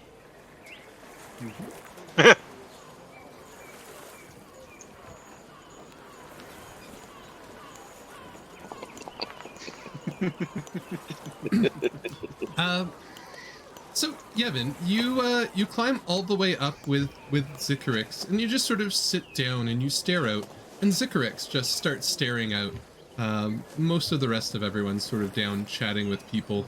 Anne and Valerie, you find out that there's sort of rumors that up by the southern tip lighthouse is considered to be one of the more magical vantages of the area. Yevon, sitting down there with Zikrix, as much as she can, turns her heads to you and says, "I remember coming to this exact spot to contemplate a failed magical experiment that took place on that island out there." And Yevon, Zikrix gestures with her head out. You see an island on the far end. That island there, I did some experiments, and I believe now it is something considered to be somewhat of an inescapable prison.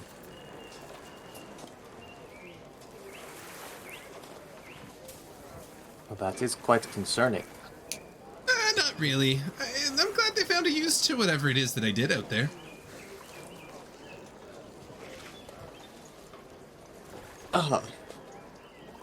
I hope you are feeling better.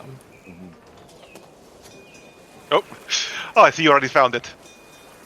And with that, as you get back together, Zikrix says, I know I sent us to a sewer, and it was fun, and everyone had a great time, but I actually think there is somewhere not on the list that we should go and take a look at. If you're willing to trust me a little bit. That's a big ask. After my cousin and I went down into a sewer for no reason, you want us to trust you? Yeah, pretty much. I see no Since problem with we've been- this.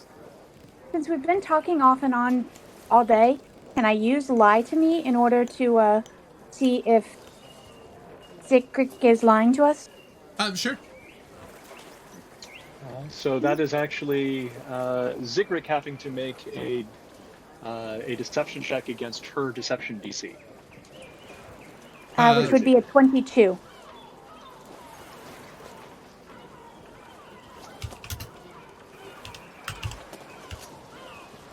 Let me see. Let's say that modifier is that.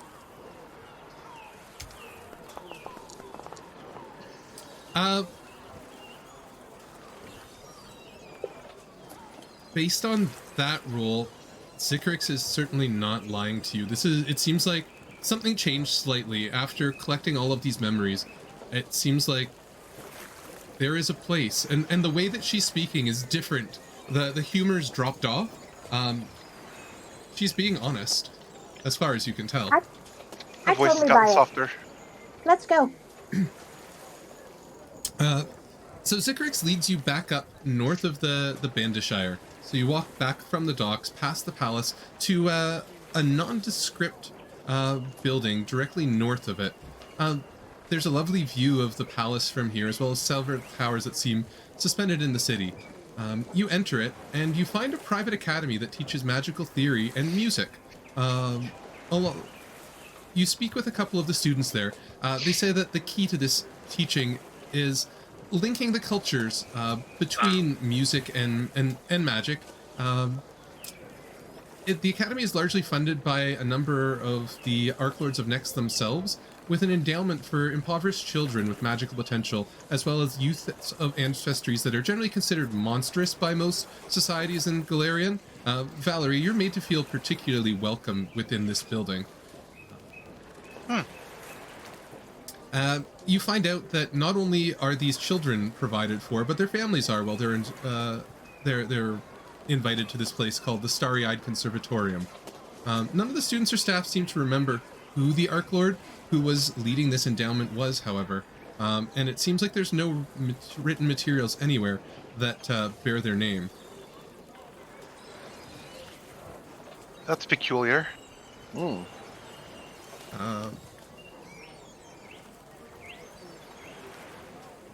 So, I'm just seeing, because I think that you, yeah.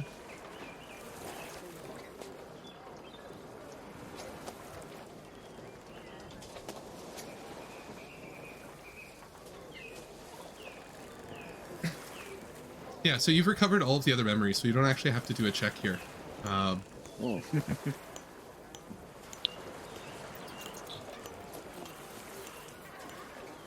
It seems a place like up. This seems up your alley, cousin.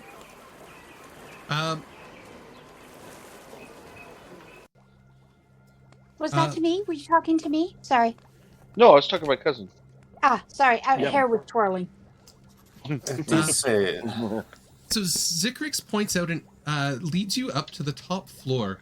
Zikrix points out on the wall an advertisement for a place called Scorpia's Grotto.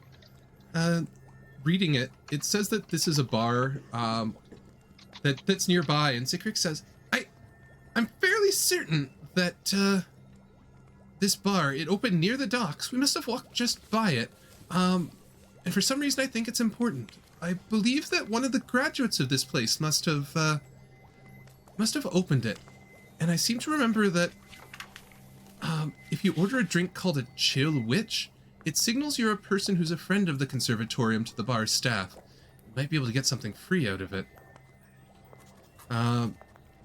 Zikrix points you down the hall, and you see a janitor who's cleaning. Zikrix says, "Hey, one of you, get their attention." Hello? You call out, there's no answer. Zikrix sort of, it looks like any of you can see it, rolls her eyes a bit. If you can't tell, they're deaf. That's not going to work. Valerie Really, will... that was actually quite offensive. I apologize. But don't apologize to me. You weren't offensive to me. Fortunately, they didn't hear you, and honestly, that is the only saving grace in this situation. Thank you, Zikrix. I do not know what I would do without you. Suffer. Valerie will approach and get their attention politely. You do. Do you have any way to communicate with this person? I have a book and paper. I can write.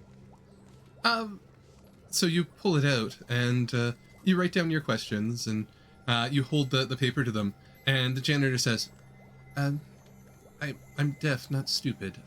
I can read lips. No. That's 2 for 2 on me. 2 for 2? What do you mean 2 for 2? Just me being particularly insensitive today. My apologies.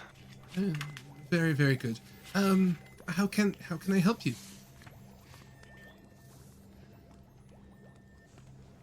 We were just curious about this school, actually. Well, I've been here for quite a while. Seems like most people have forgotten things about it. But, what would you like to know in particular? It's, quite a charitable foundation. Who provides this charity? Well, we did have a benefactor. I don't remember their name. She was quite a person, and it seems like everybody forgot about her at some point, other than perhaps me. I do recall that they spent a good deal of their time at a place called the Sunmist Stale. It's one of the towers floating above the city. If you would like to reach it, there is a magic carpet service near the Bandishar that takes visitors around to those towers for about $1 a person. And as you go back and you tell this to Zikrix, Zikrix says, that cabinet over there, pointing to the north wall. It's a large set. Half of it is a bookshelf, and the other half is cabinetry. Open that up.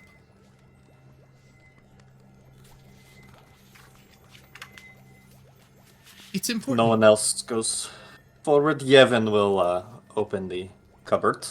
Yevon, I need you to make a reflex save. Oh, this skull is going to be the death of me. Sorry, I probably should have been on top of that, but my bad. Yevon, as you open the door, an ironing board that's latched to the top flings down and bops you on the head harmlessly. Zikrix starts laughing profusely. As Zikrix starts to laugh, however, the back of the cupboard starts to shimmer magically. Zikrix stops laughing and says, I have this feeling, actually, if you were to walk through that, you would end up at that Sun Mist Steel place. Yevon, inside the cabinet, you also notice there are 2 lesser healing potions. So I will add 2 lesser healing potions to your inventory. Thank you. So we have 2 places that we might go. The tavern establishments nearby, or this Sun Mist Stell.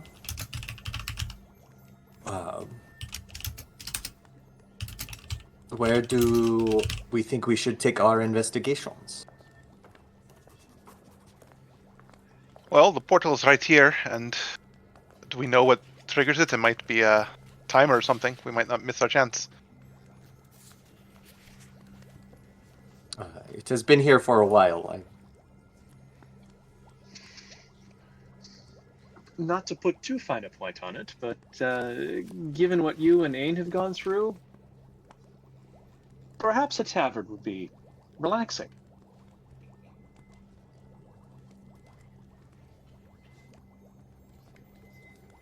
Well, the PFS manual says always go left, so which one is left?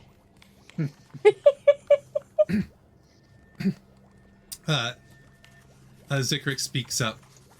Oh, well, I mean, whichever one that you pick is the left one, because we know you're generally not right. Oh, She holds her head in the air, nose straight up, and says, I don't care which way we go. Well, that's obviously the wrong answer, so once again, point Zikrix. I vote the portal. That makes 2 of us. Let us take the cupboard under the stairs. There's not stairs, it's just a cupboard with a portal. If As you'd you like, say. I'm sure we can get an eye exam. In fact, I'll recommend it. Your whole head maybe should be examined, to be frank. Your name is Zikrix, not Frank. Let us go forward. Well, at least you got one observation right. You know what they say about broken clocks? Maybe that'll be your I'm going nickname. to clock you one of these days. To the Sun Mist Stell. And so with that, why don't I suggest we take a little bit of a break, because I'm certainly out of tea. I've been doing a lot of banter. Mm-hmm. Sounds good. That's what we do. But I will activate the Sun Mist Stell, and as you pass through, you enter into what seems like an anteroom. Behind you, you look outside to see this sort of glorious, wonderful. You see streets below, but you're quite high above the ground. Seems like you're floating. There is an entrance that you're in, and doors going to the front. And with that, I will just put on a delay and see everybody back in a couple of minutes. thank you. Okay. Okay, so what I'll say is let's be back in at 5 minutes past. How does that sound? That works. Okay, I'll go throw on some water, and hopefully this is living up to your expectations. Fun. It's been a blast.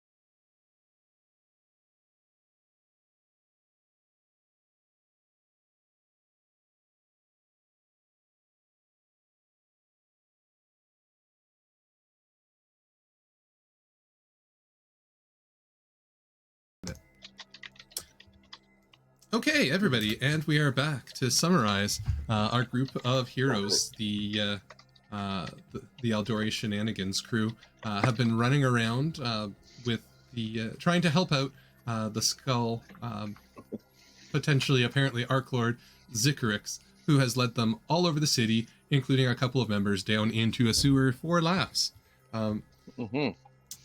After gathering all this information, they went to a magical school that seems to be for the, we'll say, underprivileged and their families, supported by an anonymous benefactor rumored to be one of the Arc Lords of Nex. After searching around, trying to speak to a deaf janitor, failing to attract their attention, then going pandering to them, and then actually speaking to them, they learned a little bit more about the history and found a magic closet, got bonked in a head, and it turns out that the skull spontaneously activated a magical portal that led us to a place known as the Sunmist Stell, which is where we will be picking up. The group itself emerges into a foyer, or for the Americans in the group, a foyer. The walls in here are etched with enormous humanoid-shaped beings chiseled out of a mountain by thousands of tiny little workers. The internal doors themselves, in front of you, to the north, bear an inscription of an eye with a diamond-like facet.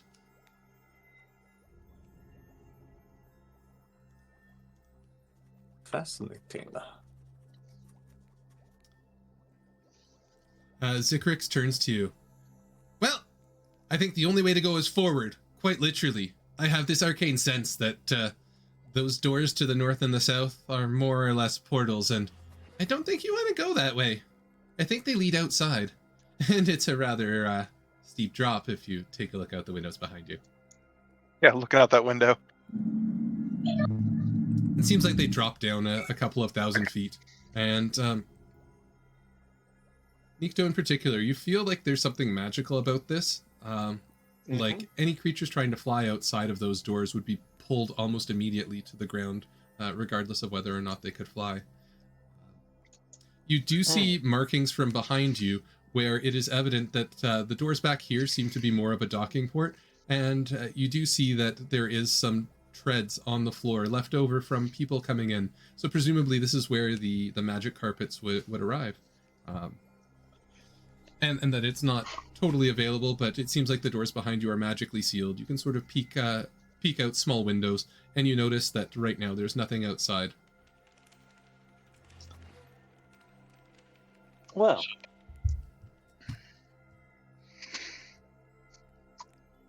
I guess the only way forward is forward. that is a very invigorating view out there. So, opening this room, you notice in the center is what looks like a bunch of magical sigils. Around the room are 12 separate cases, each with floating tomes inside of them. On the side of each case is a short chain connected to a thin silver-tipped rod that has a stylized hand. One of the fingers of the stylized hand is extended forward. Oh. Books. What is the purpose? Run away screaming now. So if anyone would like to examine the sigils on the floor, it'll be a blind arcana check. Otherwise, you are certainly welcome to examine the tomes in the glass cases. And we'll go look at the tomes, but can't make a check.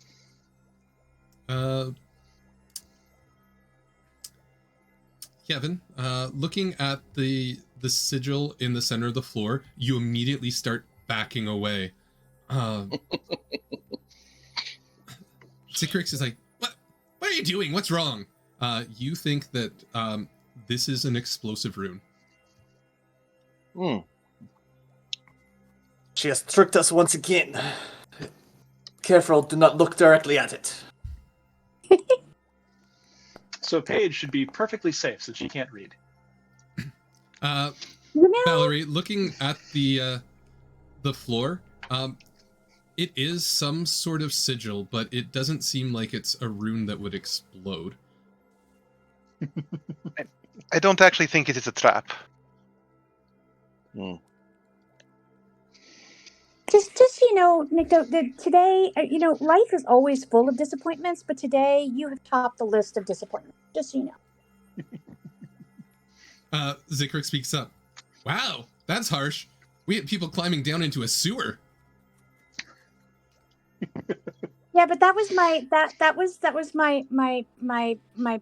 teacher. I can't diss my teacher. Oh, that's fair. You should have respect for those smarter than you. It's a long list. It is. In looking at some of the tomes, you can't read them. They seem to be in languages that, frankly, you almost can't even identify. They seem very esoteric.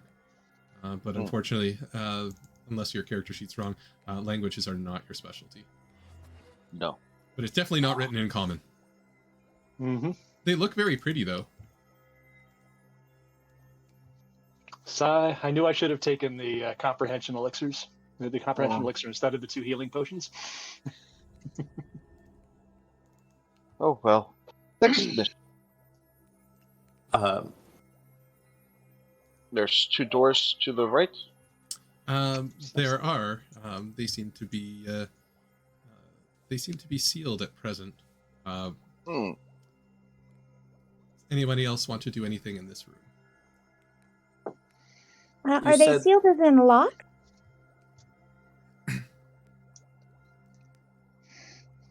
Says Paige, hopefully. They're not locked. They just seem to be closed. It seems like you could open them up. Oh yeah, they're not locked, guys. Go ahead, y'all do it. Well, before that, there were you said there were rods with hands and pointing fingers. Yes, they seem to be chained to each of the books, or the bookcases. I will pick one up. It feels like a silver rod. You're waving it around. It's chained, so you can't pull it too far. But you have a rod with a silver hand with a single finger extended, kind of like that. Back scratcher for your cousins, Valerie? I do not think it is a back scratcher. No. Use it to read the books. Yes, some libraries in older estates have similar magics, I believe. And as you motion the hand forward, it seems to pass through the magically enchanted glass, and you can use the finger to flip pages over. Neat. I can't read this, but it is neat. Zikrix looks at you. Oh, looks like you actually did something useful. That was hurtful. I'm impressed that She you puts figured the it rod out. down. I'm impressed that you figured it out on only the second try. Zikrix, can you even read these? Of course Tomes? I can. I mean, she looks down. Well, this one here, it talks about the birth of new souls in Creation's Forge. Creation's Forge is also known as the positive energy plane. I actually can read this. This one looks like it's written in Requiem. And then she looks over at another one. That one there is Celestial. I can read that too. Apparently I'm smarter than I even thought. Another +1 to my intelligence. Goody. Because that's totally how it works. Listen, I can read it. I don't know what to tell you. You see that one over there? Get me a little bit closer. And if you bring Zikrix a little closer. It's obvious. This one here mentions that the portal to the positive energy plane, it's at the center of the heart of Galarian's sun. Huh, I didn't know that.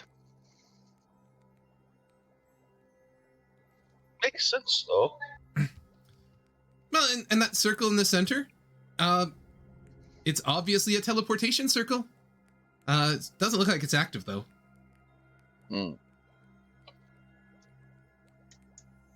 Well then. Wonder where it goes. Probably the cabinet, if I were to guess.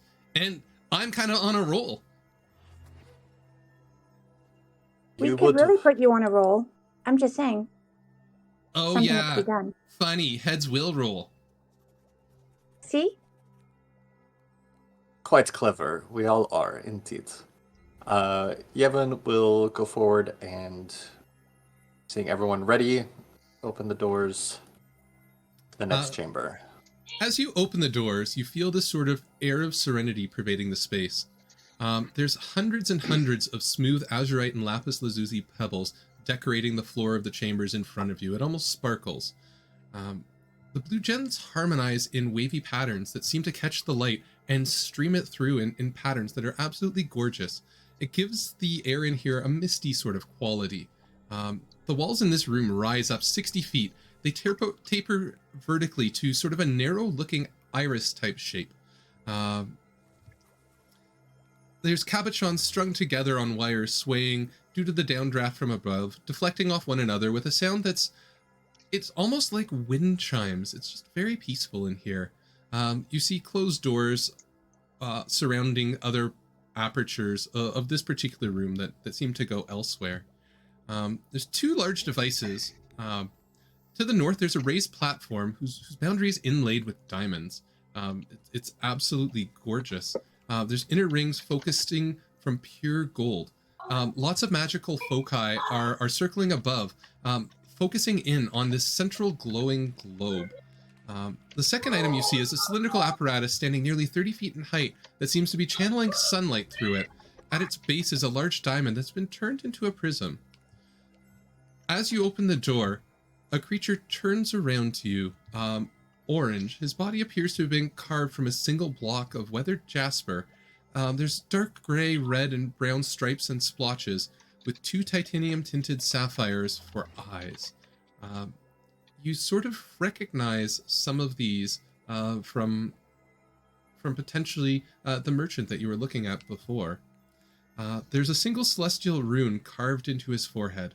He has long flowing robes matching the color of his body, and he holds a large silver rod with a clenched fist on the end. Looking at him overall, it seems that he was crafted, but the crafting was never quite finished. He has no ears.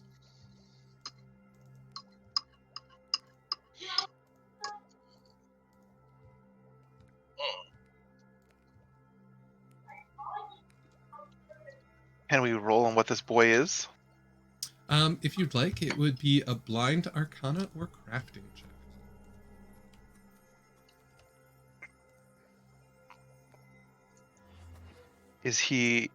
Is one of his tags on my list? I will double check. I don't believe so, but it is on the list, yes. He's most certainly a construct. Okay. Esoteric lore. Wow. Yeah, that'll definitely do it. Valerie, this is most certainly a golem-like construct. You innately know that the creature is inherently good, but it seems sort of wary. Obviously, verbal communication isn't going to work so well, noting that they have a lack of ears. They are unfinished, so they are deaf.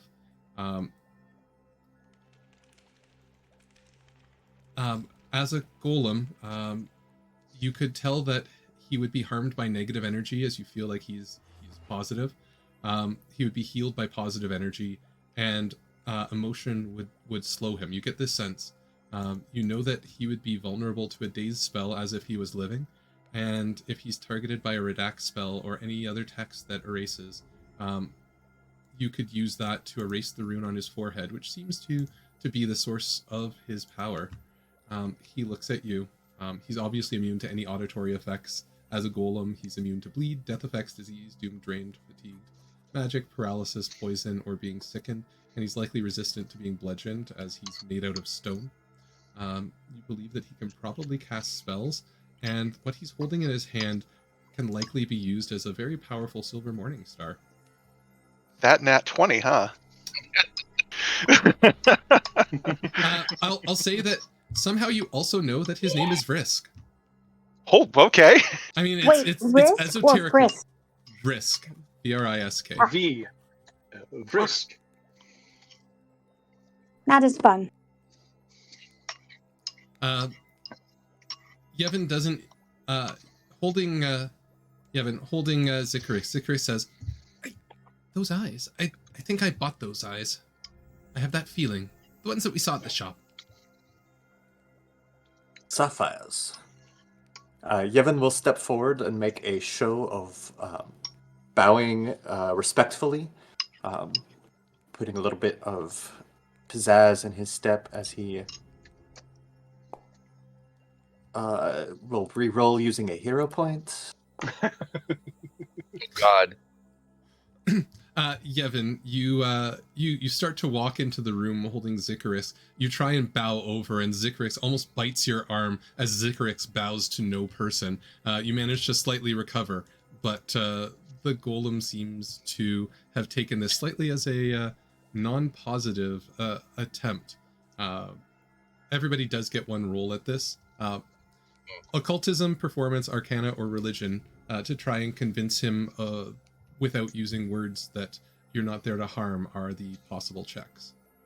Occultism, performance, arcana, or religion. Unless you want to try and do something else. Yeah, of course. Yeah. He did.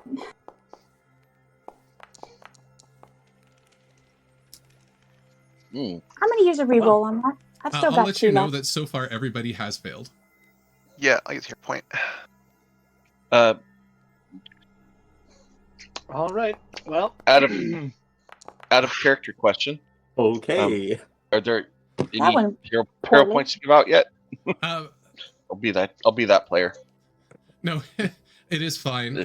I award a hero point to Nikto for a surprisingly large number of positive rolls, resulting from in returning of memories. And I will award a hero point to Paige for the most over-the-top role-playing so far. Aw, And then, thank you. even though this will, and for being the victim of all the picking. It's true. and I will. I'm going to re-roll because I can find a lower number on that die, and by God, I'm going to find it. Oh God! All right. Nikto is going to, since Nikto has a +2 on all 3 of these skills. Oh, don't We're worry, gonna you're just- going into combat with these rolls. Then I'm going to try performance. It's ridiculous because I've had a +9 on all of the diplomacy and performance checks, but I have just sucked at every single one of those rolls. We have A 3 figure- 1s overall. The group of you tries to perform and just all over the top. And with that, the creature smashes his staff against the ground, and 3 other creatures seem to form. With that, based on the literally worst rolls and hero points, we will have everyone please roll for initiative. Okay, before you do that, my Call to arms spell effect. call to arms comes off as the voices in my head from my ancestors in Brevoy start talking to me, and now in minor curse.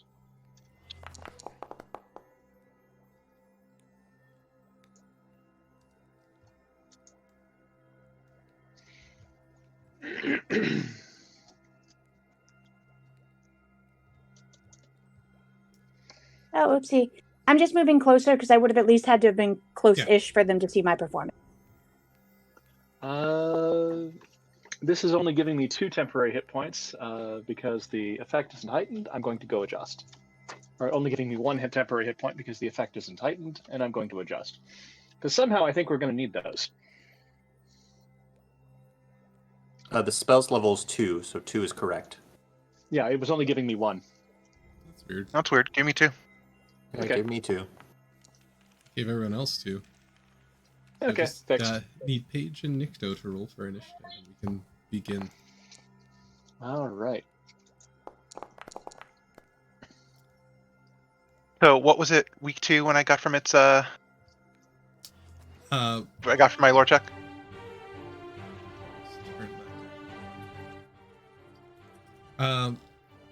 It is not weak to anything. It's immune to a whole whack, and it's resistant to attack as well. Resistant to physical except bludgeoning. Okay. And so with that, it is Frisk's turn.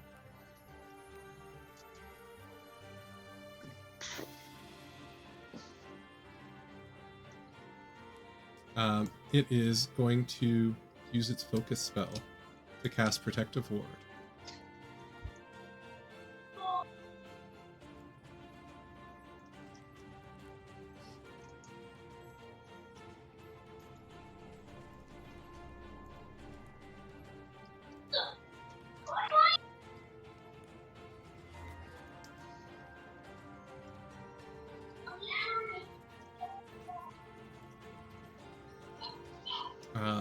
Oops, can't select everyone.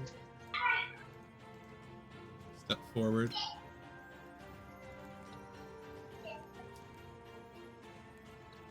And will cast Shield on itself.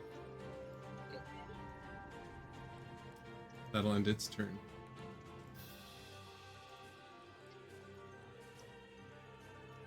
The first statue will run forward. You hear Zikrix yell, "Yevon, protect me!" As the statue will reach out with its fist to try and punch Yevon in the face.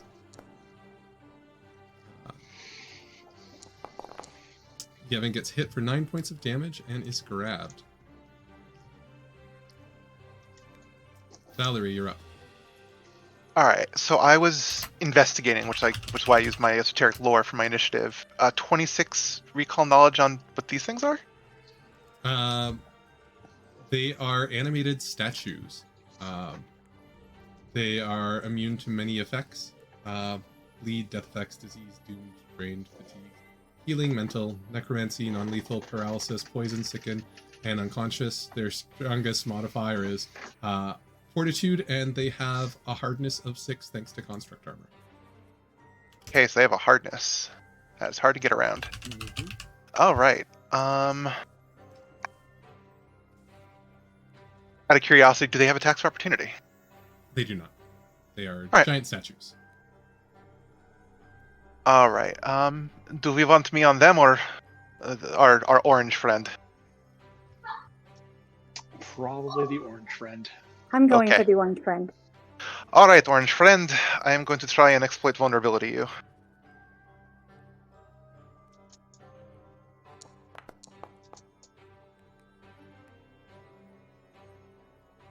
That is a failure. Mm-hmm. I shouldn't see that result. Oh, well. Yes, you should. Yeah. Exploit vulnerability is an open check. Mm-hmm. Okay, well, that's not what I'm aiming for, though, so I am going to spend my second hero point.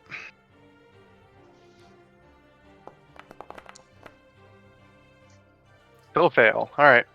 So I'll apply a personal antithesis for now. I will draw my weapon. And I'll move.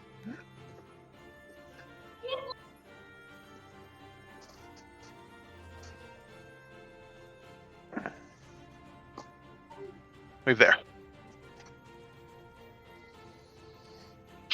Okay. Next up is the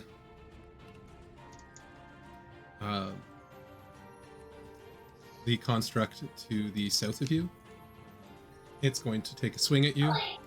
Mm-hmm. Oh, Jesus. Yep. You take 24 points of damage. It I didn't grabs realize I you, moved myself into flanking. and then it'll punch with its other hand. And miss. Yevon, you're currently grabbed by a statue in front of you. What would you like to do? Do we have our reactions? Because we saw, we kind of knew these creatures were here-ish. Specifically, does Paige have her reaction already? I would say probably not, only because you weren't ready for battle in any sense of the way. We were very much trying to talk our way out of this fight. Yeah. Emphasis on trying. Well, that's usually when you would have your reaction. If we were talking and no went south, we can... Okay. Then I will begin with an Inspire Courage. And I have the aura, so nobody needs to do the other thing. And it's verbal only, so you don't need to make a check. Shoot. Yes. There's the aura. And then I will attempt to escape from this creature's grasp. Okay. And I will use my unarmed strike. Do you not have lingering performance? I don't want to use it. Okay. That is unsuccessful. Right. Then I will shield up for my last action and hopefully not go down. Paige, you're up. Well, I can't leave. I won't be able to get into flank just yet, but I will move. Oops, stop that. There we go. I will move 5, 15, 20. There are a couple open flank positions. Yeah, but Valerie's about to get... Ganked. Yeah. Which one? Did this one go first? That one went first, yes. Yeah, And it's okay. currently Then I'll grabbing just move Yevon. that. But I'm going to try to take this one out either way. Go for One it. move. And I will try to feint. Go. Right? Yeah. You do have a flank there already with Valerie if you... Oh, If yeah, that's you- right. Never mind. Yeah. So then I Also, just need to constructs set are up mindless, so feint won't work. Flank. Flank. Oh, wait. There's no checkbox. You just target and You just strike. target and go. Oh, okay. I They don't made know why it I thought there was... Foundry's I was smart like, I like thought that. Did there used to be a thing to say that you were flanking? There Yes. used to be a thing that said you were flanking. Okay. Yeah, so a 24 is definitely a hit. Because And I think it did not apply. you need to Right. target for it to yeah, you have apply. to target. Oh, I'm sorry. I forgot. But I think I also get sneak attack on that one. Flank.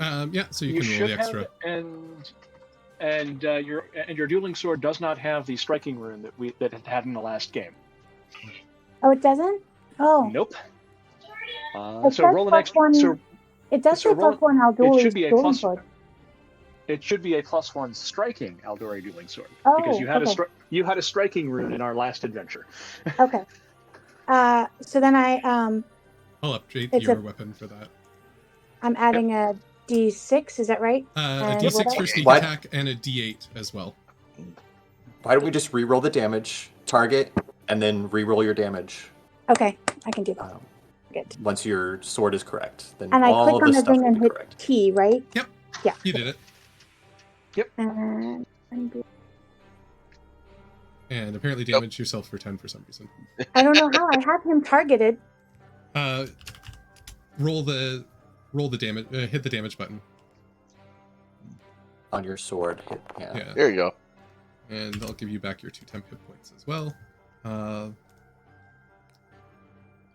So 16 total damage. It seems to take 10 of that. Okay. So that was a move, an action, and then I got a second attempt I can make. Certainly Yep. can.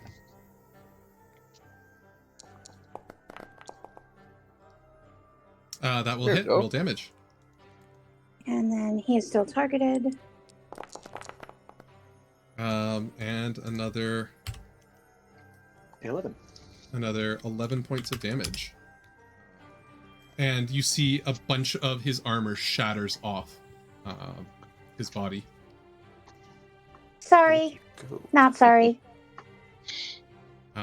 Seeing you as the threat, the other statue course- is going to come Of forward. course they do now.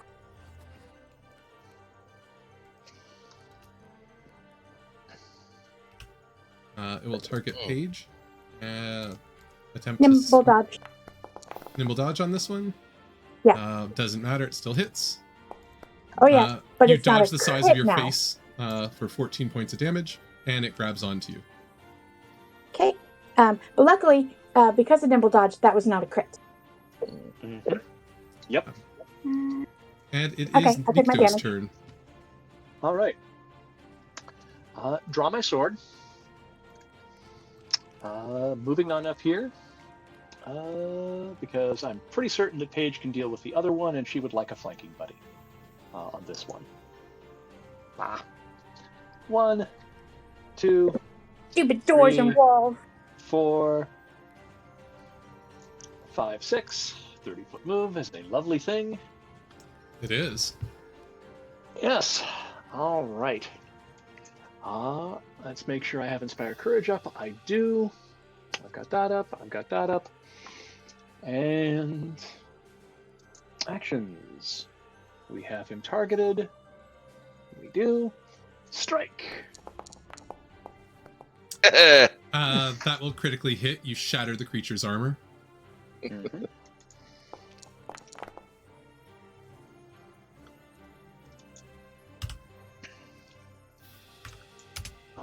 And second attack. You drew your sword. Oh, yep, you're right. Ignore this last one. So. Okay. I luckily am able to draw mine when I do initiatives. Yeah. Yep. Ian, you're up.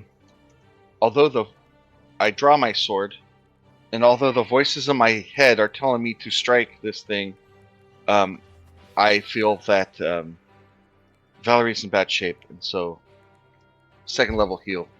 Thank you, Ian. Which is your curse? Are you the ancestor's curse? Or no, I'm battle. Okay. Just like it's like, and I think that might be wrong. I don't think it's well. I guess we put some. It should only be 29. It should only It doesn't make a 29, but difference. it's not going to. Yeah. It's not gonna matter. So Yeah. For some reason, Inspire Courage adds to healing spells in Foundry. I think it's So, because half the UI. time you can do damage with it. yeah, Mhm. that's true. So in any case, that is my turn. Okay. And then as he turns to Nikto after the critical hit, it's like, where did you get that sword?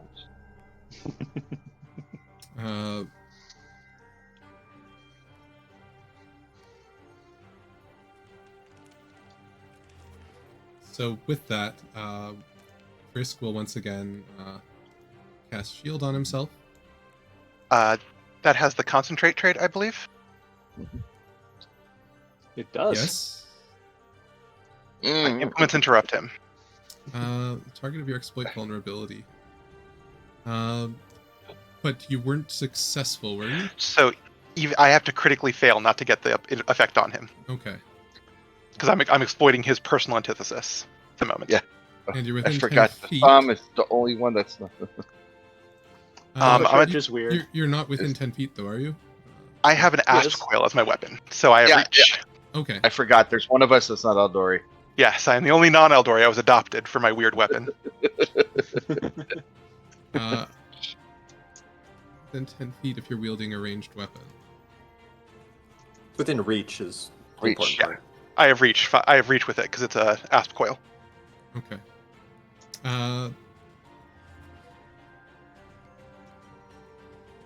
So you can make a strike. Okay. In that list of immunities you gave earlier, was non-lethal on there? Non-lethal is not on there. All right, and I think he's good aligned from what I learned of him, so I'm gonna non-lethal this.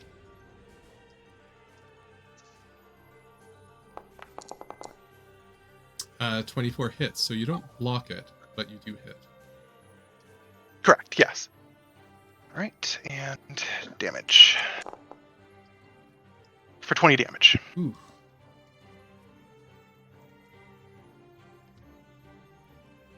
So he does take 15 points of damage from that. Non-lethal. Hopefully he notices. Yeah, specifically, I'm making a point not to try and kill him.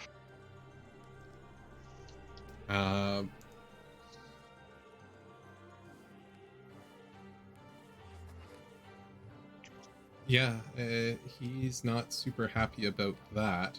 So he is going to cast Pummeling Rubble.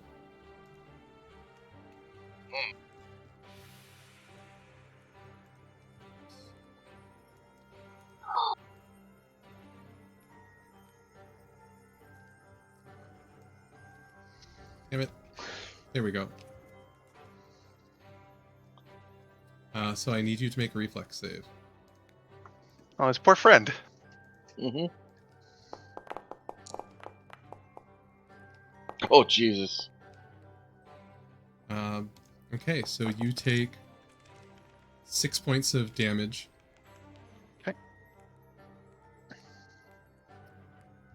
And let's say you're pushed back, so you're still grabbed. Or no, you're grabbed by this guy, aren't you? I am. Yeah, Force so movement will end the grab. Yeah. As soon as he moves, it breaks the grab. well, does force movement break grab? And- That's the question. Mhm. Yeah, force movement breaks Yeah. grab. Okay, so you're no longer grabbed.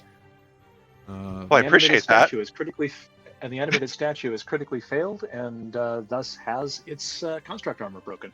Don't think, It's critical hits Oh. that break it, not critical Yeah. fails. Okay. but it Yeah. should move 10 feet if it can. Oh yeah, it can. Which actually works out kind of neat. Yeah, it works out for it in that way. That'll end its turn. The one to the north will retain its grab on Yevon. And will make 2 strikes with its other fist. Nope. Oh. And miss. Oh. This is the reason why Yevon has his sword out. Valerie, you are up. All right. I'm going to move.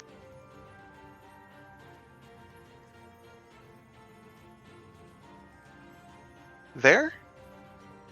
I'm going to try and exploit him again.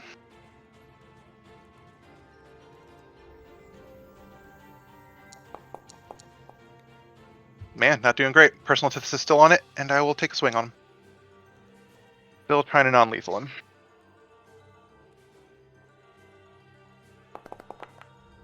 Oh, there we That'll go. hit.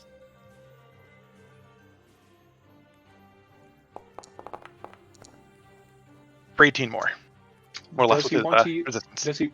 Does he want to use his shield to block damage? His shield spell. Not at this point. Okay. It just stopped a crit because of that +1. Mm-hmm. And I'm done. 3 actions. The statue to the south is very quickly going to spend 2 actions to run over and get in behind Valerie. And then punch and miss. Yevon, you're up and you're grabbed. All right.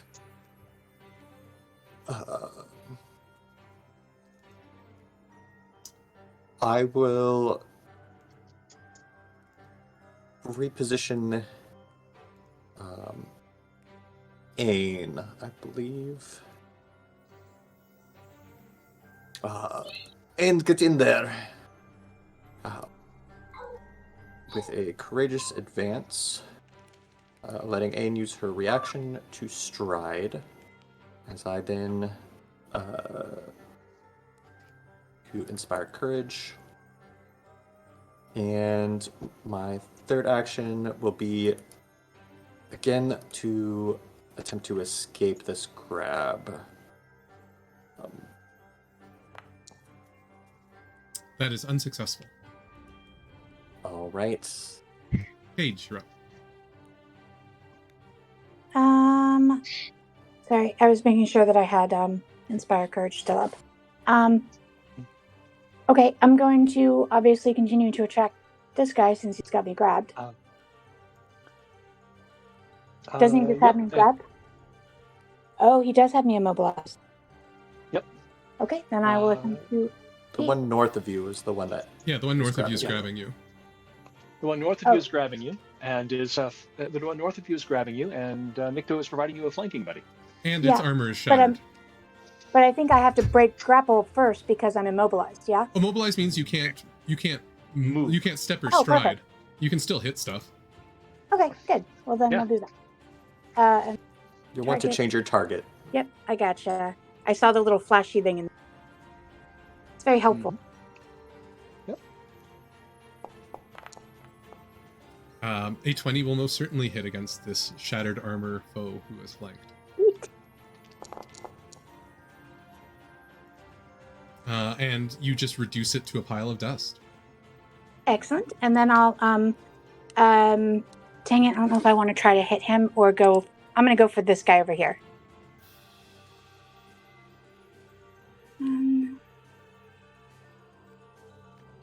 I take it you're trying to move. There you go. Yeah. It just took a second to catch up with me. And then I will attempt to hit him with. Non-lethal. Yes. Is there something I do to make it non-lethal? You just put in a -2 penalty. -2 when I hit. Okay, got it.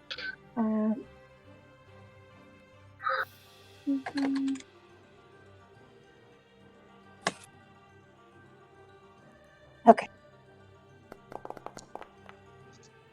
You swing and you miss. I still have 2. I'm going to re-roll that. Keep in mind you're rolling it at a map penalty as well, so it's an additional -5 on top. Yeah. True. Yes, you're All right. you're rolling at effectively a -7. So. That's fine. That's 3 actions. Okay. Nikto, you're up. The creature in front of you dissolved and Paige ran away. Yep. No. I I'm moved on quite. to a new target. No. Perfect. Paige. No. This Paige and Nikto usually have a contest over who gets the most kills in a scenario. Paige is actually ahead of Nikto on that. Well, I am the most effective student of our instructor. You are. You are definitely the deadliest one-on-one combatant in our party. I'm going to step on up, and I am going to target that one, which I just did, and we are going to strike. That'll be a critical hit. All right. And I'll say you reduce this guy to a pile of dust. All right. My third action is going to be to go into point-blank stance. Although I don't have my my repeating hand crossbow drawn yet, I'll be ready for it next round when I do, if there is still a target. Done. AN, you're up. Okay, so mean speed's 30, 5, 15, 20, 25, 30. I can get 5, 15, 20, 25, 30. Get here.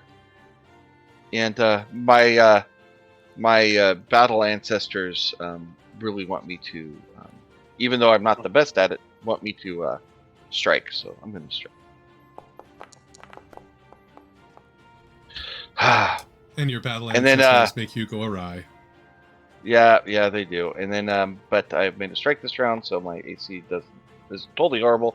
And then I will put up my sword so that I'm harder to hit.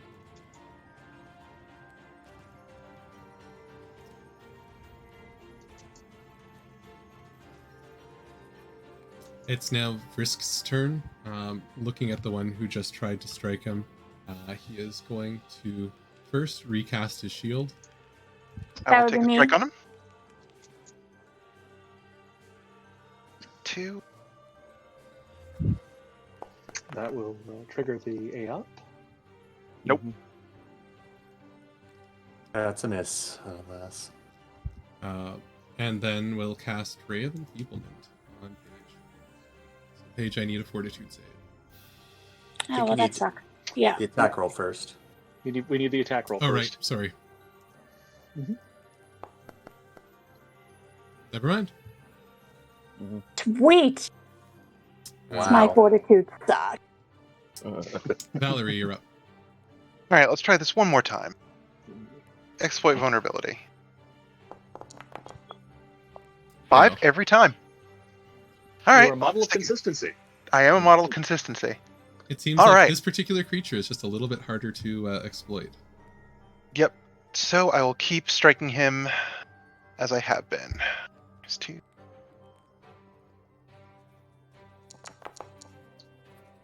That will hit. All right, so this is non-lethal. We'll use the shield block on this one. And then I will strike him again. As you strike him, he does drop his Morning Star on the floor. Is this guy behind me laying off? You don't know. He's behind you.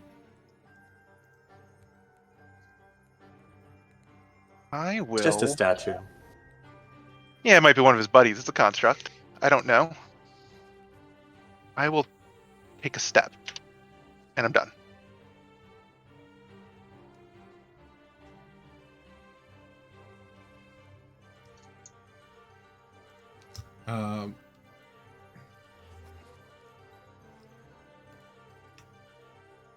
The statue here seems to run, and it kind of hides in a corner, trying to get as far away from the group of you as possible. Yevon, you're up. We accept your surrender.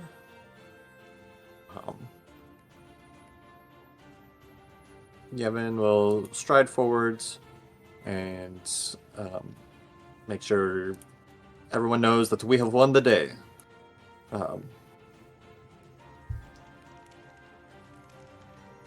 Paige, you're up. He's still up. Choose I your will weapon and move. use diplomacy. Yeah, I didn't move to threaten him.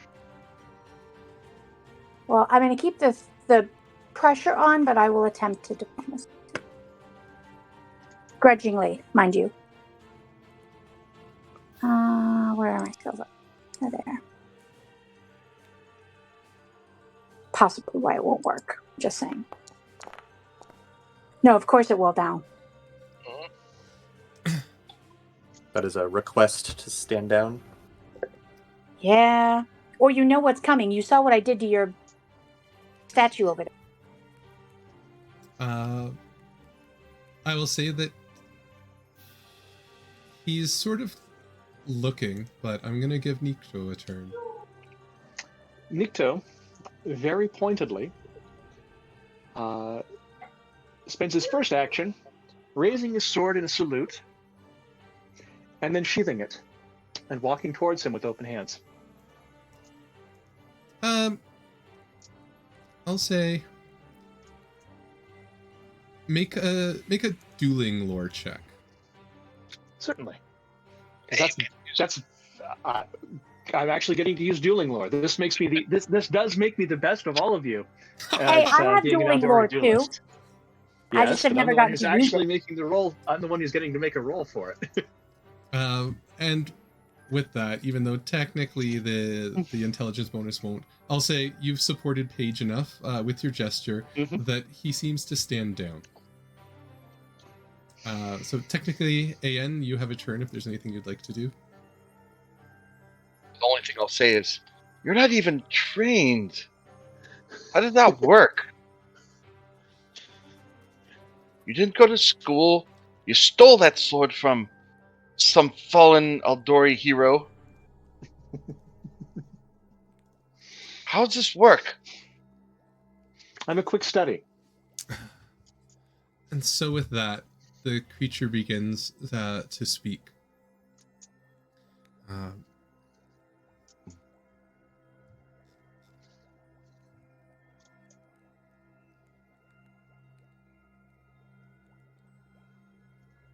Tim, if you're speaking, we can't hear you. So Yeah, double I'm check just your making audio sure I settings. get this right because you went through a different path. Yeah. Okay.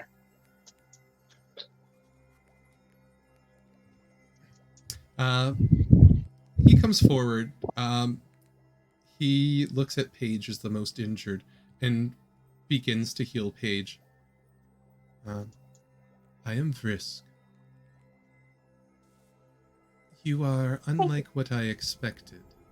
Apparently, you are just bad at speaking, as opposed to having ill intent. That seems fair, yes. I was created by an Arc Lord whose goals in furthering her skills were always to master the interplay between magic and life. Her earliest studies taught her the connection between magic and music. She learned ancient techniques that allowed arcane forged constructs to house living souls. I am one of them, a sort of proto-golem, the oldest example of our kind. Originally made, I was made for protection and for study. Over time, this creation process has been corrupted, and those are the golems you know of today. After years of trials, this Arc Lord succeeded in creating an apparatus that allowed the living soul, freshly forged on the positive energy plane, to enter a host body that was prepared, marked with a celestial rune, and he gestures towards the one on his forehead. After many days of telepathic conversation, I chose a name for myself, as well as my gender. I began to study alongside of her. This Arc Lord was Arc Lord Elrea. She believed herself to be male in her youth, but always felt that she was meant to be something different, something more. I spoke with her much about life and magic and souls that helped her to reach an epiphany. In the same place where she helped bring a new soul to the surface of Galarian, she transitioned into her true self. I was her closest confidant. Done healing with Paige, Risk steps forward and looks at Yevon. He begins to heal Yevon and looks at the skull. You see the golem begin to crack a smile. No matter what form my friend takes, I would always recognize her. That skull that you carries the mind and the spirit of Arc Lord Elrea Sonic. He looks at the group of you, finished healing Yevon, and turns towards Valerie. You may be head over heels for this person here.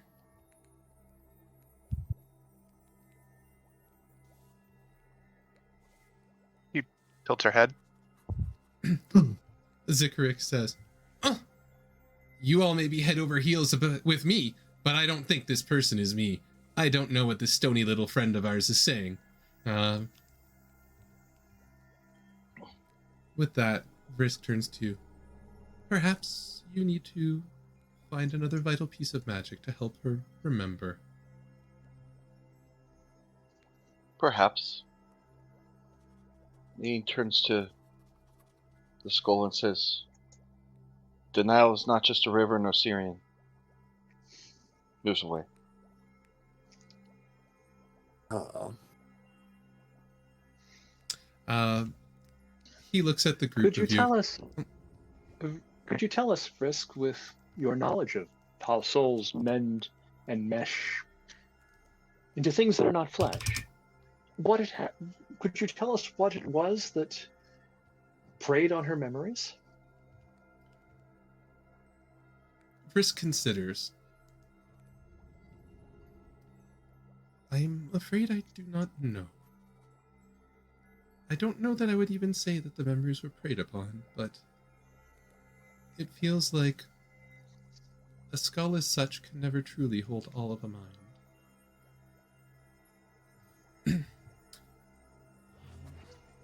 It may The heart simply... knows what the heart wants. Zikrix turns. I don't have a heart. I have a brain. I have a mind. You're the ones all talking to a stone thing. Maybe we should move on. I could use a drink. Couldn't you use a drink? Think we can all use a drink.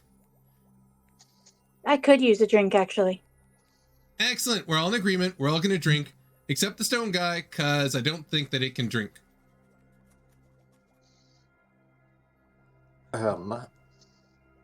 With that, Vrisk walks back, picking up the rod, hands it over to Paige, says, "Seems most befitting for you.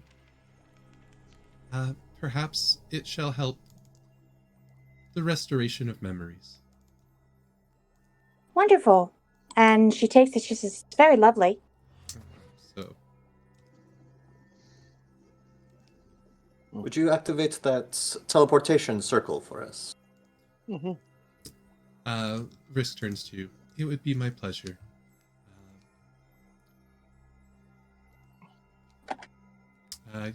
Take the Morning Star, go and to Nikto. Wouldn't this be a better weapon for you? No. I You like can the give me ones that I... So who will be the first to enter the portal? Nikto will. Excellent. So Nikto, I need you to make a reflex save. Just gonna say, I was actually about to say I would go first, but okay. Mm-hmm. You stumble out, assuming that you're going to come through the closet. You're ready for the ironing board to come down and thwap. Hand at the ready. You walk through. The ironing board attempts to bop you on the head, and you stand there, pleased, back into the conservatorium. Being pleased as you are, everyone else starts to pop out, knocking you over as you fall prone with everyone else piling on. With a 28, all right. The 28 was against the ironing board, and then because you critically succeeded, you got cocky.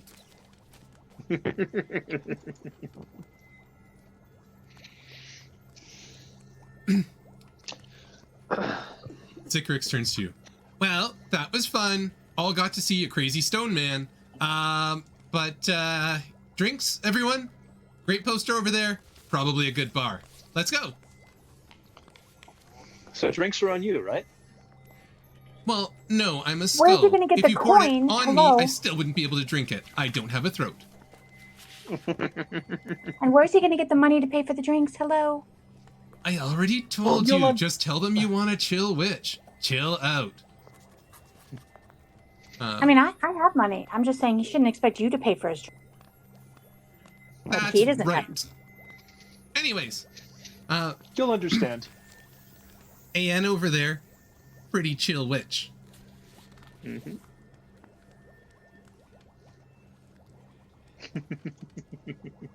I'll order a chill witch. Sure. Zikrix. I think we. Yevon turn. Yevon, Zikrix turns in your hand. I think I chose to be with the right person. Onwards. To the grotto. So you head down the streets, and I'll need to get you a new Zikrix so that this will work. Mm-hmm. There we go. You see a double set of doors. A sign overhead reads Scorpia's Grotto.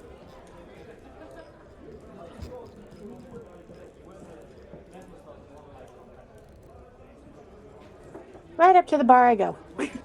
Mm-hmm. You do. So, you see a creature. Oh, hold on. I need to reload the stream.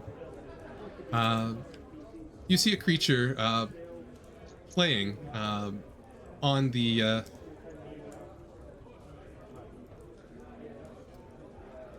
playing on the stage. Ooh. Looks kind of like a scorpion. Very, very happy. Very monstrous. You think that very well might have been one of the people who came. She's certainly playing a lute with sort of a rusted scrumming style and using her pincers as castanets. The song that you hear is about the love of nature found beneath moonlight. It's mostly in a major key, so it's nice and upbeat. The bartenders and servers around consist mostly of pecks and gnomes, obviously enjoying the music as they work. Admittance to the seating by the stage does require the purchase of a drink. I will go up to the bar and buy. Ian will buy a round for everybody, and she whispers to the bartender to give the cheapest drink to Paige. Hey, I already said I was walking up to the bar and ordering chill witch. You order Thank a chill witch. The bartender nods to you and hands you a drink for free. Excellent. As for asking for all of the drinks, the bartender says, I got it. Cheapest we have. Pulls out a bottle, slams it on the table. That'll be enough for you and all your friends. It'll be 1 gold. No problem. Here you go. I will also be taking a chill witch. Happily, one of the other bartenders will hand over a chill witch. Nikto, having watched all of this, will walk up to the bar and ask for a chill witch. You'll be provided with one. Mm-hmm. And so I think it's who is it? Valerie who's walking away with the bottle of bottle of wine. No, I have the chill witch. Oh, you have a chill witch. I have the $2 check.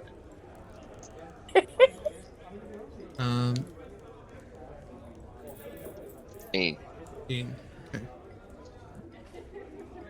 So you have one very nice bottle of Nexian wine. Mm. That's the least expensive. Huh? It's definitely not the least expensive, but Shall we take our seats? Sure. What's wrong with right here at the bar? Well, Um, you may sit at the bar. I wish to listen to the music up close. Mm-hmm. Yes. More fun.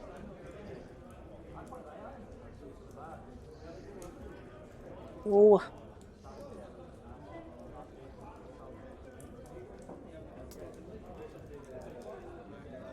Come up here, Nico. One These are second. called chairs. This is called a bar.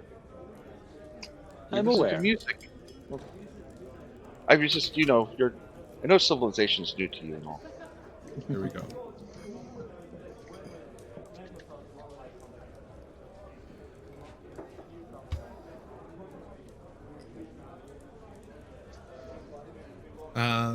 So,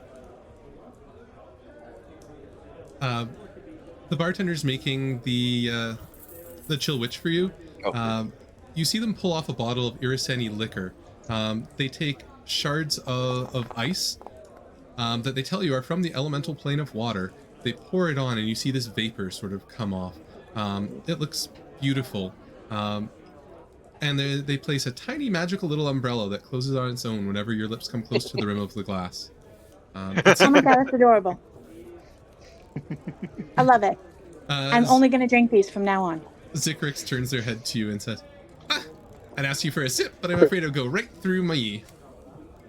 Use a bunch of the other people drinking around you chuckle at the comment. Mm-hmm. And so with that, you play, and the playing is quite exceptional. As the set's about to wrap up, another group of people come into the bar. They storm inside.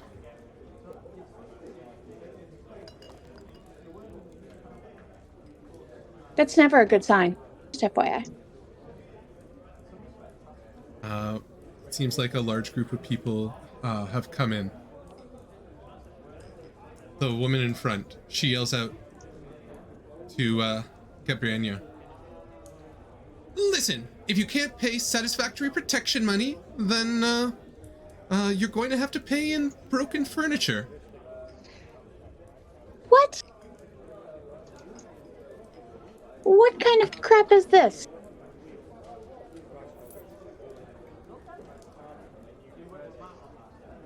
And So how would the group of you like to proceed? And I'll let you know that any skill checks for anyone except Ain will get a +1 bonus from the invigorating effects of the Chill Witch.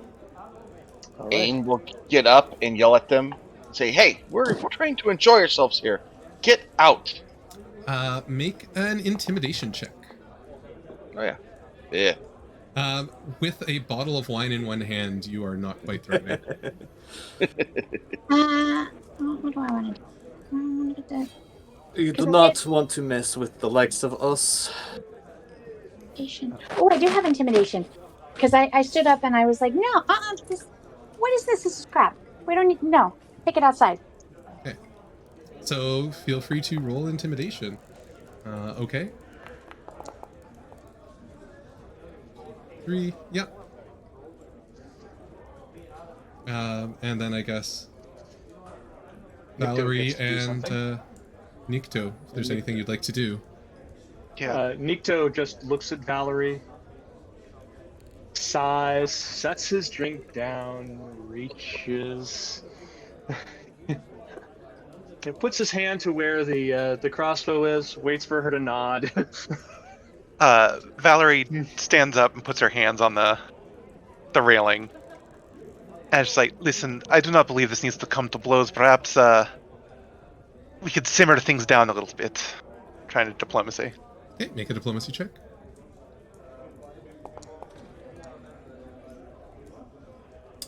Okay. Valerie actually gets a success. All right. And Nikto will look at them and say, you should listen to my friend. I don't know how much longer I can, I don't know how much longer I can keep these women I can keep these women from rending you from limb to limb. It would be advisable for everybody if you just left. And there's my intimidation check. Okay, and so you have one other option. Zikrix sort of motions to Yevon. Let me talk. I can help. Just a note that Paige should have a +1 that she did not include. But then, yes, Yevon will bring Zikrix up. What do you need to say? Hey, you literally lack the guts to move ahead with this. And that's saying something coming from someone like me. So with that, given Nikto Valerie's rules, with Paige getting a +1, and with Zikrix's aid giving a +1 to Yevon's rule, look, we don't want any trouble. We'll be heading out. You can pay later. Pay later.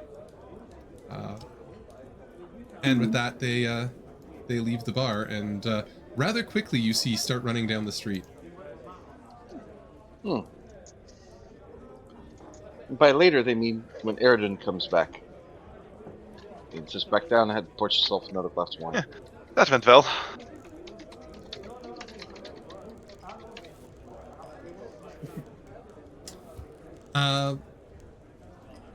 After a couple minutes, their leader walks back in and sheepishly says, look, you all seem like nice people. We were just trying to be paid. That's what we were interested. My group's starting to become in power. Here, take this. And she hands you over a small badge, enamel badge. Ironically, it's in the shape of a black skull with red eyes. So Zikrix looks at it and says, common sense. Finally starting to worship someone worth worshipping, I see. Wonderful, wonderful. Listen, this might help you gain favor later. I'll be going. It was nice to meet you all. Bye. Nice to meet you too, I suppose. Goodbye. Paige will answer the bye with an exact same bye. Nikto will shout up the bartender, if any of them, and ask for the details of the security arrangements that they are paying for. Grebaniah, she comes, or Grebaniah comes forward and says, thank you all. It's very nice of you to step in there. I'm glad that more of any of the stools, in fact, weren't broken. Seeing your drinks, I'm guessing that you've been to the conservatory? We have. I was one of the first and, well, the only Girtabilu to graduate from the conservatorium. I was very close with the benefactor. I spent time with her at her home. I composed an arcane ballad that explored similarities between the magic of souls and feeling themselves and the emotions evoked by music. Would you be so kind as to play it for us? I would be very pleased. And you listen. You sort of get the knowledge. She's like, I can't remember much about the benefactor, but I do still remember this song.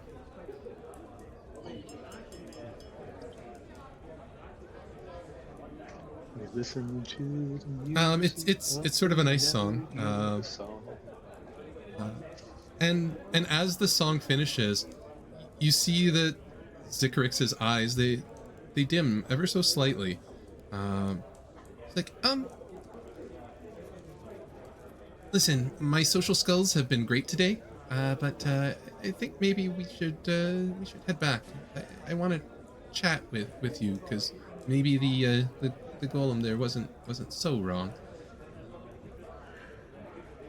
As you get up to leave, Gabernaya turns to you and says, listen, this was a gift from a friend, and for what you've done today, I would very much like for you to take this with you. Perhaps you can use it. I don't know. Are any of you musically inclined? We'll say. I learned in my youth. Yevon volunteers. Well then, take this with my thanks. And she hands you a large +1 striking battle lute. Is that large, as in this would be useful for a giant instinct barbarian? I mean, it's her battle lute. Yeah. Okay. On the it'll get added to the chronicle sheet as our regular sized battle lute, but Yeah. Okay. seeing as she's a large creature, you get a large +1 striking battle lute.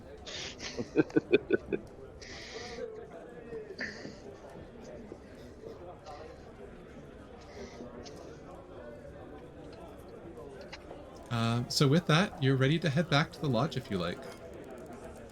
All right. Let's head back to the Yeah, lodge. let's So report back in. with that, the day starts to dim. You come back to the lodge.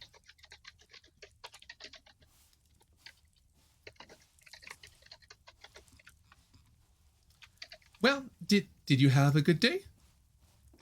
Find out lots? Found out lots, yes. Good. Iffy.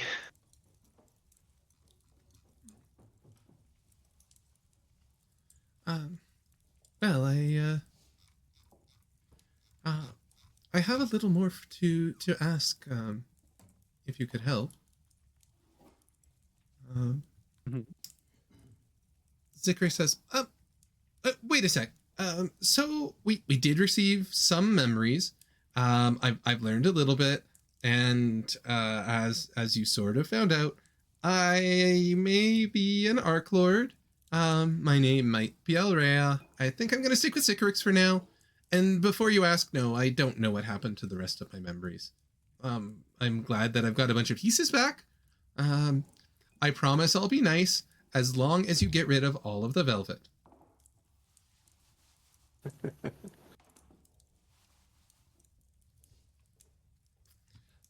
Is there anything we can do to recollect your memories? Sebnet turns to you. I have an idea. Why don't you come with me?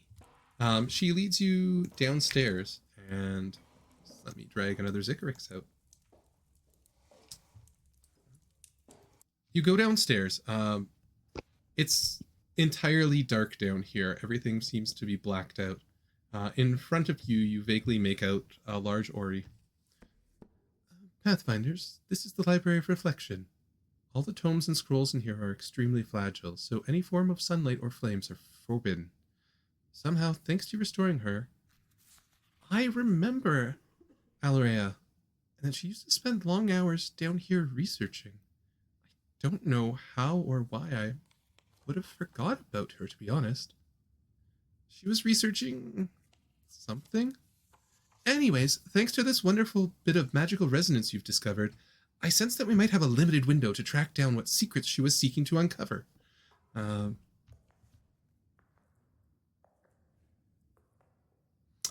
As you're down there, you see some initiates wandering around. They notice the badge that Yevon has fastened, and they say, my shift's actually ending, but if you need some help, I'll happily stay around, and you know, give you all a hand if you like. Your assistance would be much appreciated. Mm-hmm.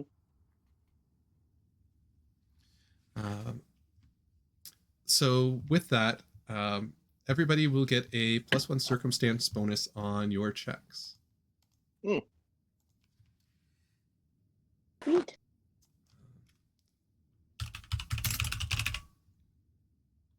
So +1 circumstance bonus. Just give me a second.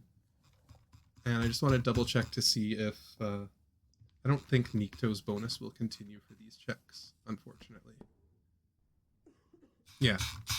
So Nikto's bonus is gone, but everybody will gain a gang helper bonus.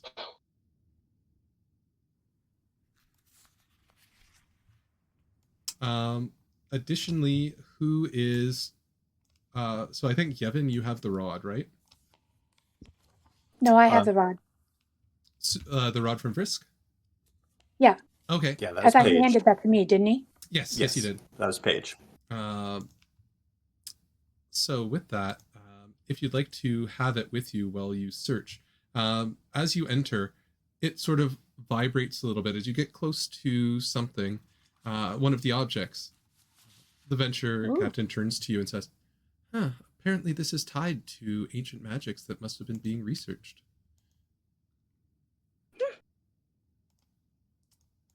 So you'll get a... I walk closer until I right on top of it to see if that makes a difference.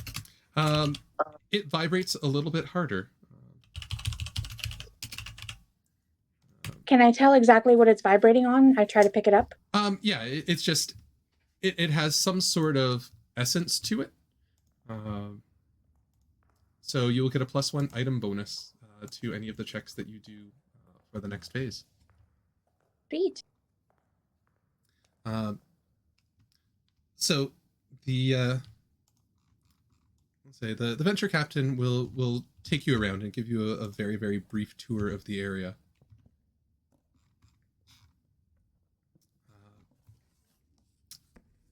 So she'll bring you forward. I'll just drag everyone around. So you see the orrery in the center. She comes to a set of double doors. Opening it up, the area in front of you is magically well lit.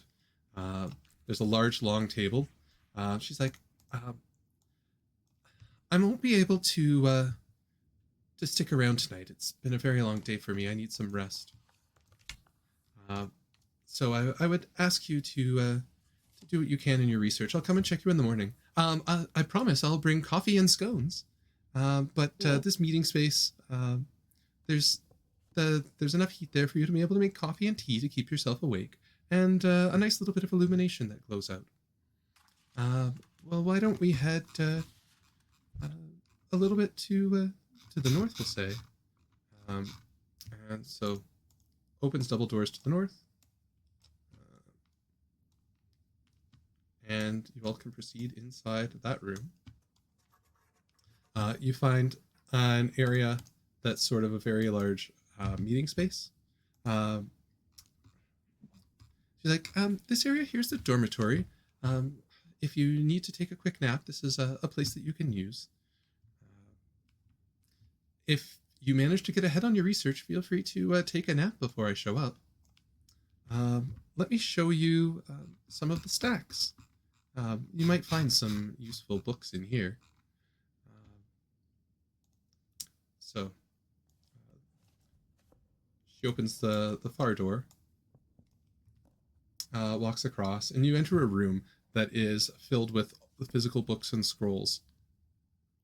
She's like, I'm sure there'll be some useful information in here, and I'm sure she spent some time looking around. Thank you, Vashvatam. She's like, it's my pleasure. Still a little more to see. We'll just head now to the south, because there's another area that you might find quite useful, actually.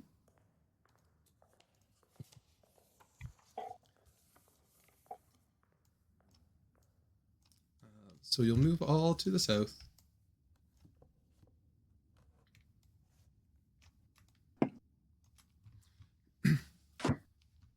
She's like,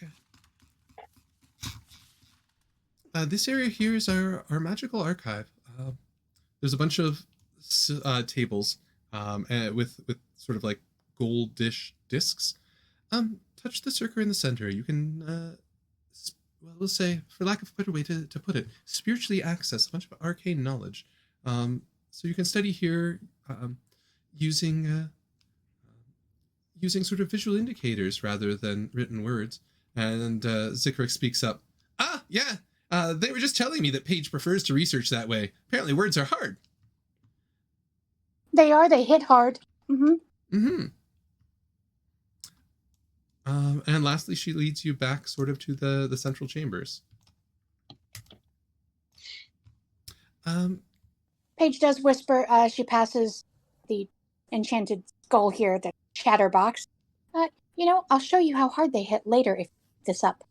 And so with that, the venture captain snaps her fingers, and the orrery lights up, lighting up the area.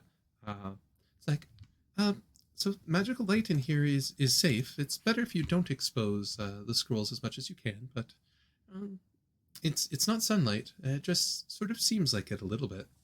But this will keep things into sort of a bright and nice glow. With that, I will take my leave of you, but I'll be very interested to see what you find out in the morning. Thank you for your services, Pathfinders. And with that, she heads off. So every room that you've been in has a ceiling about 10 feet higher, other than this one. This one has a dome ceiling that raises up to about 20 feet in elevation.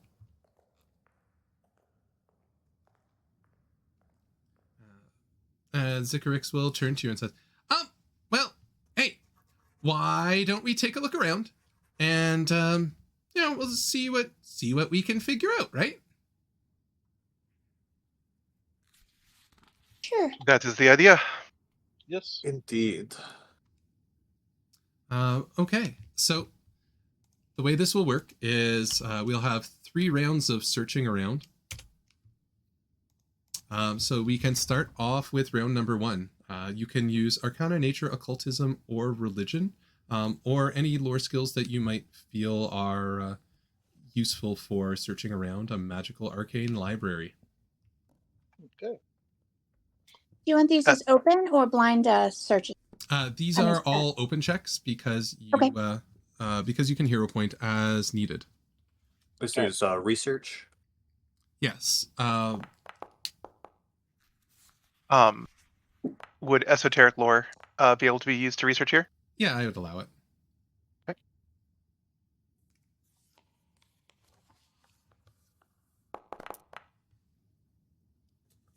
Jeez. How do you feel about academia lore? Academia lore is totally fine. All right. Getting more use out of that skill than I've gotten in any of his previous games. It's great.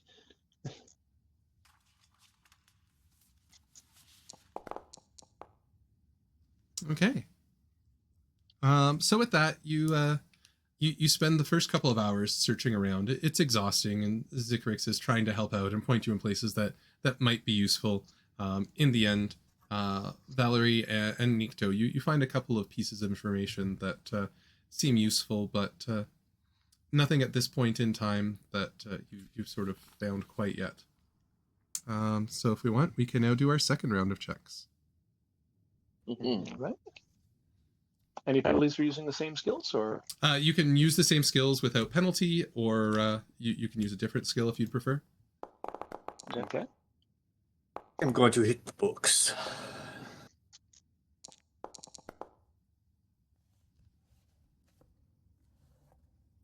Okay, so we got... And one more roll. Paige? I got it. It's coming. Oh, yes, sir. You actually did good. You might be able to read now. Yeah. Yevon, You know what? run If y'all don't around... stop with the I can read comments, I will throw books at you. I will go back to using books how they're meant to be used. You're definitely a little bit tired after this. Yevon, you're running around the library like a chicken with your head cut off and come to no conclusions. But the rest of you glean a little bit more information. You feel like you're starting to get a grasp on what this was potentially used for. And one more final round of research. You blimey skull, settle down. Let's go look at the pretty pictures instead of running from scroll to scroll. So many dice going across my screen right then. Well, there we go. That's getting some good rolls. And one last roll. Oh, I see wait, 5. no, never mind. I see 5. I just missed the first one. The screen scrolled too quickly. I know. I went to do my roll and I just had dice everywhere. I was like, oh god. Okay, so with that, we are in that tier. What you learn is that the Arc Lord was studying true names. It's an extremely rare form of magic that can be used to control others or to unlock one's own inner power. Oh, and I guess I'm so sorry. I think my check should have all been one higher. Didn't I get an extra +1? It was There's included. the plus. It's included in the gang helper. If you take a look at your rolled card. Oh, I thought I got the +1 was from having the rod. Oh, the item. Actually, Oh. yeah, let me go and double check because it should have given you a +1 item bonus as well. But it's because you didn't equip it. I did. I'm so sorry. I did not. I didn't even think That about is it fine. until. Let me go back and double check what pages rolls were. I'm pretty sure the first one would have still failed. Yeah, the first one. No, nope. The first 17 one to would have 18. been an 18 is a success. So, Oh, sweet. so that's first round for Paige. Second round for Paige, it was a 20, so it doesn't matter. And third round for Paige was a 24, so a 25 doesn't matter. I don't know that actually changes the result, other than it feels a little better. I feel much smarter. How many successes did we get in total? You got 10 total successes. Nice. You learned that Alrea was on the cusp of creating new rituals using true names to benefit the ritualist rather than to bind others. Interesting. You, as you go through, discover a scroll of thoughtful gift and a scroll of charitable urge, if anyone would like those. Those sound occult to me. So which player should I place those on? Yevon. On Yevon? Yeah. Okay. So, scroll of thoughtful gift. And Actually, either of us can use it, but it's fine if you take it. so,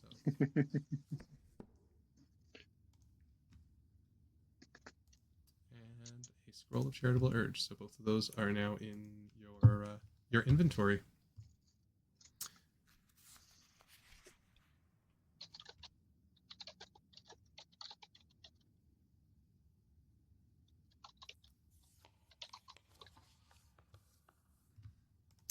And with that, your gang helper heads off, saying they really should get some sleep.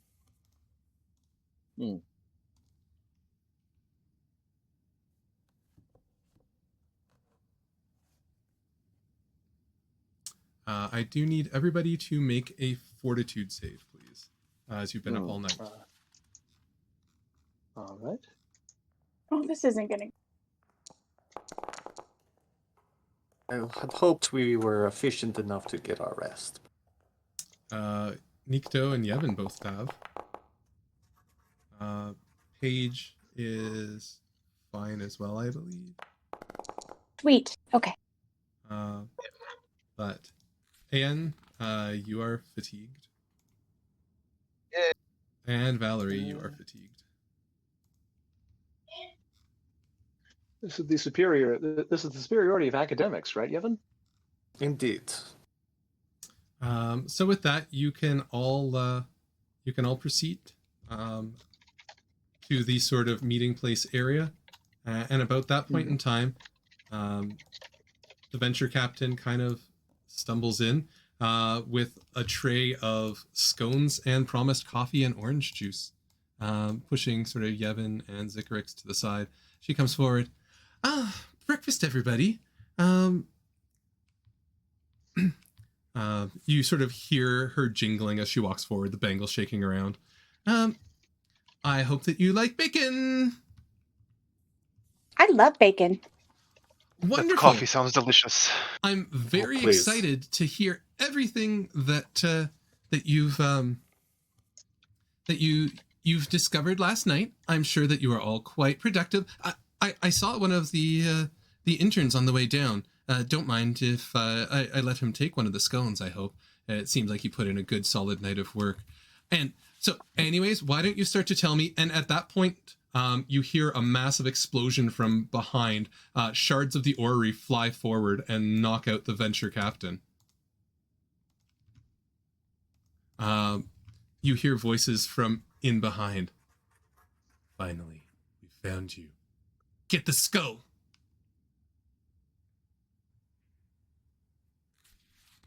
Did they say get the scone? Get the skull. Oh, skull. I was like, you're not taking my breakfast. Zikrix, on the other hand, we can talk about. You see Zikrix's eyes flare up. Zikrix says, I don't think so.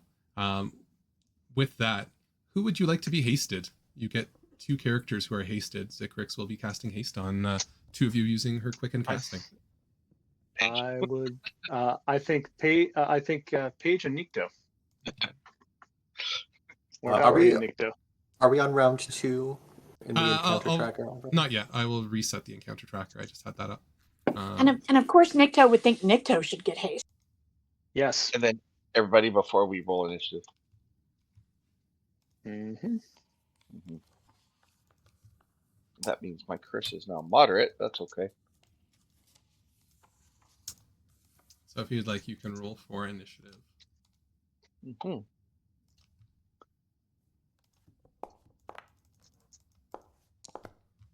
Oh, Jesus.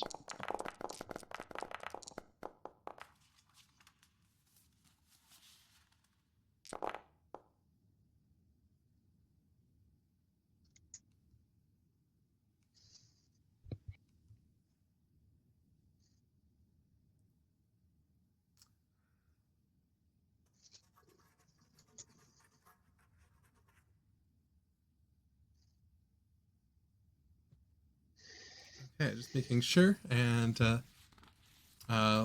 with that, we can begin. Paige, you're the first to act. So I don't. Where did I hear the voices come from? Over here? From inside the room with the orrery. Oh, so from Back over here. this way. Okay. Yeah. Is there anything within 30 feet? Valerie, you have scent, right? Yes. Mm-hmm. As an imprecise. So yeah, give me a second.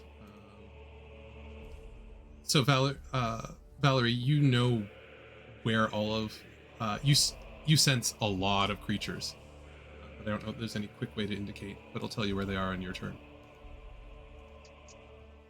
Did Valerie say that there were a lot of creatures before I go charging in there by myself? She certainly could. But Yes. So you can stand up. You run into the room. Yeah. There's a lot of things in there to beware. Oh, now you tell me. And then so that was one move to get in there, and then I'm readied should something come into the squares around me. So draw your weapon, quicken stride, and ready an attack for the Well, I have when I do initiative, I automatically okay. draw my weapon. Yeah. So you got one action left. You have one action left if you want. I'll try to perceive and see if I can see anything in the shadowy darkness around me. Okay. Roll a perception check. I will need to know whether you're searching in a burst or a cone. I will do in a cone to see if there's anything directly in front of me, but I don't think I see anything. With that roll, you do not. You sort of peer into the darkness. Yeah, and then I'm readied. Nikto, you're up. I am going to move towards the doorway and inside. I'll draw both of my weapons and enter point blank stance. Okay. Yevon, you're up. All right. Yevon.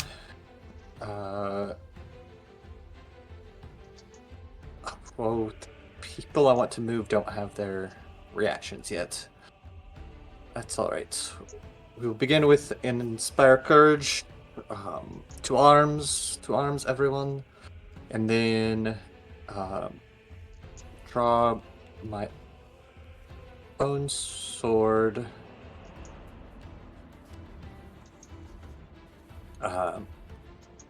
and stride to support my favorite student.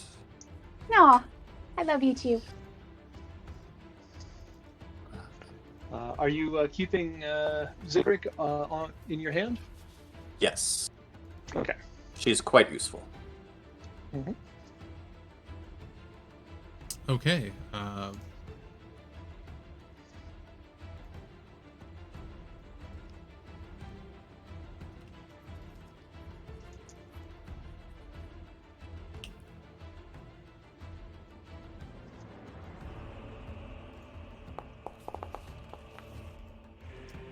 Yevon, you feel a massive smash at the base of your skull as a creature appears beside you.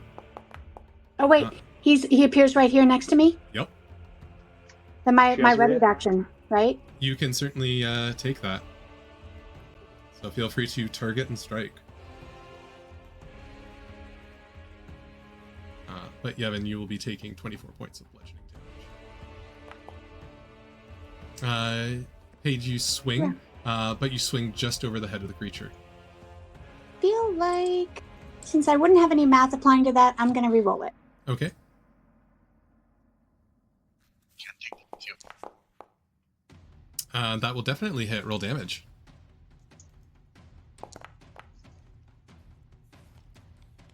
You cut into this creature with a quick flip of the sword. The creature, just ignoring you, will attempt to start strangling Yevon. Stop attacking my teacher. The question, Tim, is supposed to be completely dark. It is supposed to be completely dark. Unfortunately, not at all able to grab you. So, if you'd like, Yevon, as you can force it because it failed critically on a grab attempt. You can either grab it automatically, or you can, or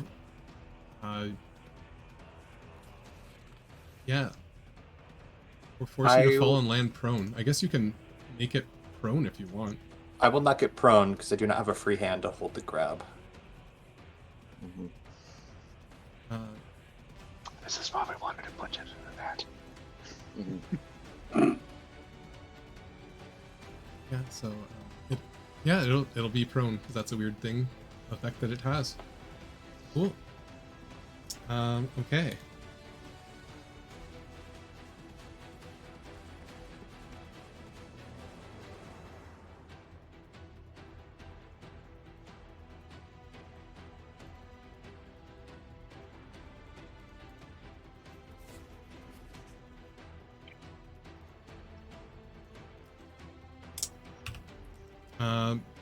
Okay, so next up is that creature.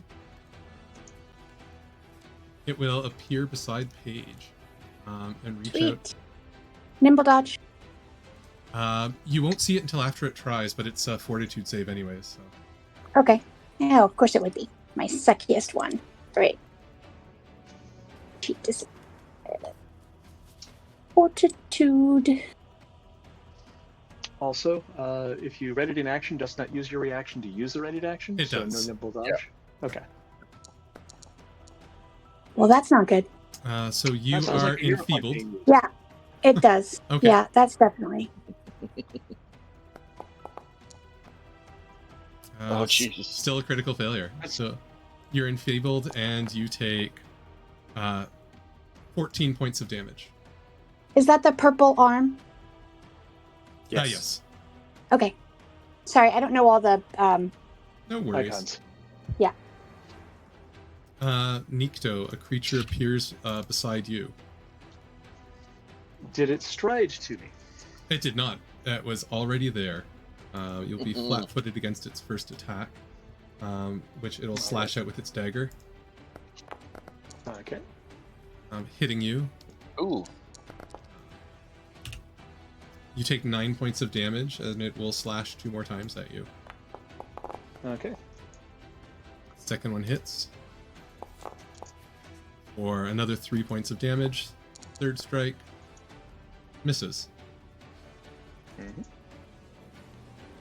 Valerie, you're up. All right. When did the lights go out? When the Ori in the center exploded. Gotcha. Okay. I'm gonna try and light my wayfinder. You can certainly do that. So that is one Just action. a one action command action, and the light comes out. You see a bunch of the creatures cringe. Cool. All right. Got you in my sights.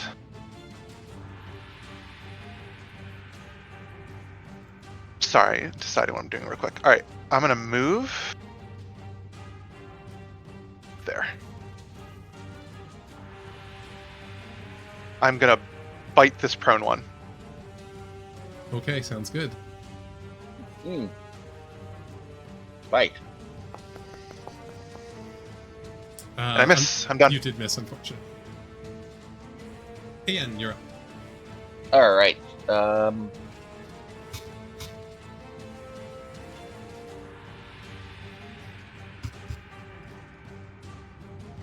gonna do a.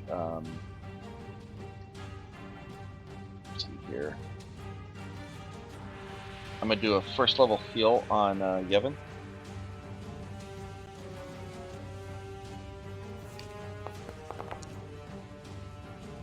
So that should be 14 back, not 15. Yeah, I got it. And then I will 10, 15, 25. I will move probably 10, 15, 20. Probably move to I'll move to there. That's it. Okay.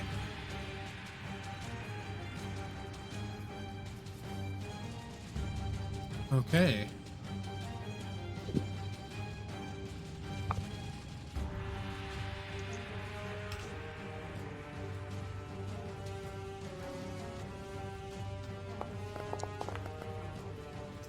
Valerie, you have this secondary sense that there's a creature behind you. It swings down, and its weapon smashing into the ground.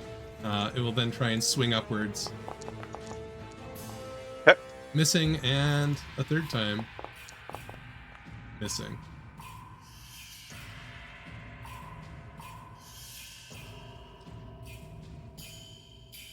Oh, I meant to ask that. Within 30 feet of me, do I know where they are in their squares?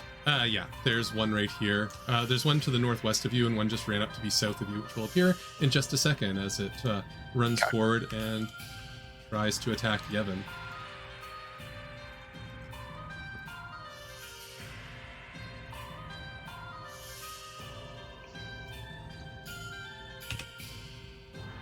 So takes a second because they're all invisible, so you're all flat-footed to the first attack.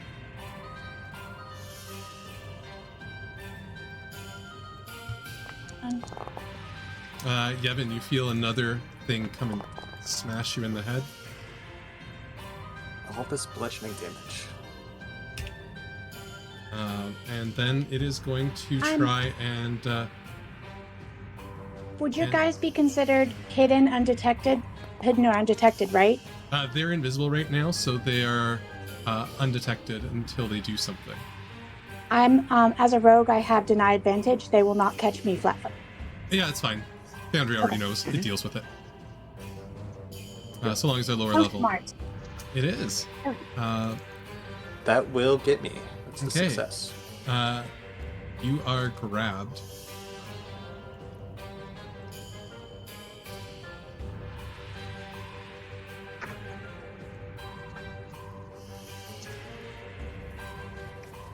And that'll end its turn.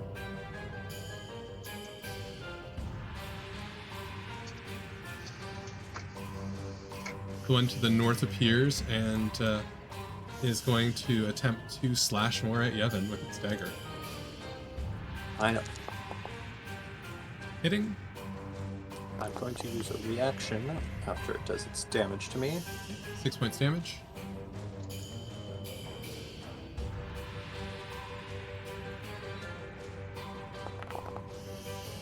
It fails.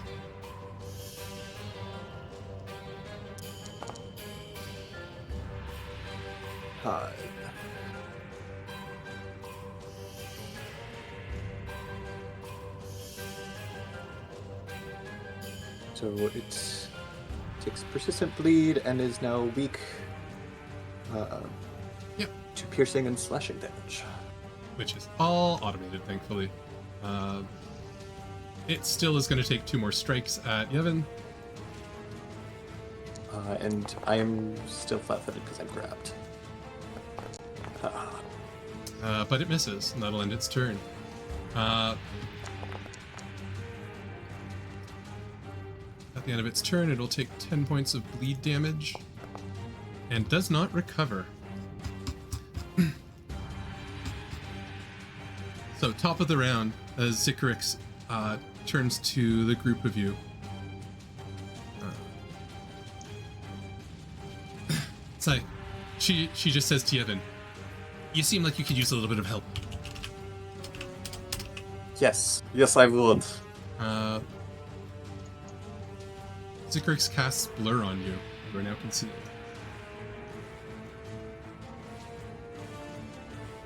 Paige, you're up.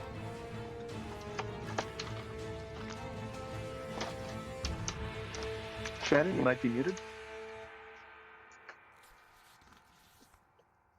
Sorry, I was talking to the roommate. I'm going to attack this one because that's the one that attacked me, Sounds and good. I'm flanking that one. So And this one down here is the one that has her grabbed, right? She is not grabbed. She's not grabbed. Okay. I'm just enfeebled. Yevon's grabbed.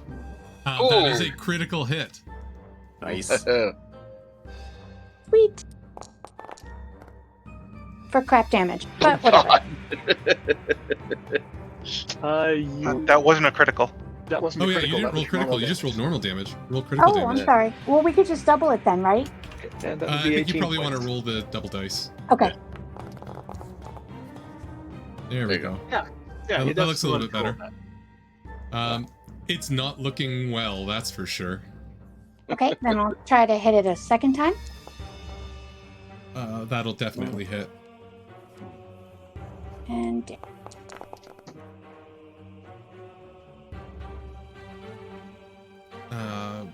Yeah, you just take down the first one. Well sweet. done, Uh, Paige. Does this guy, he looks different? He does look Like different. he looks, You does cast he a look, spell. he has what? What does he have? He casts a spell. The one that's Oh, to yeah, your then I'm left gonna- cast a spell. I'm going to attack him next, even though I don't have him flanked. And it's a massive, Map minus 10.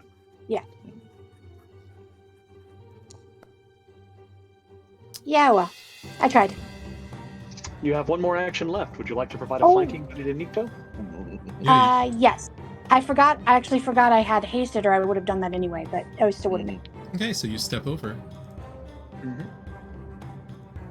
Oh, wait, though. If I move, then I leave Yevon unattended. It's okay. It's okay.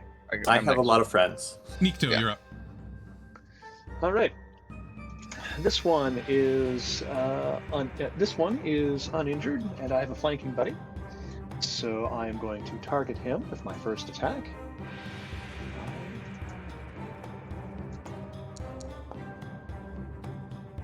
That will hit.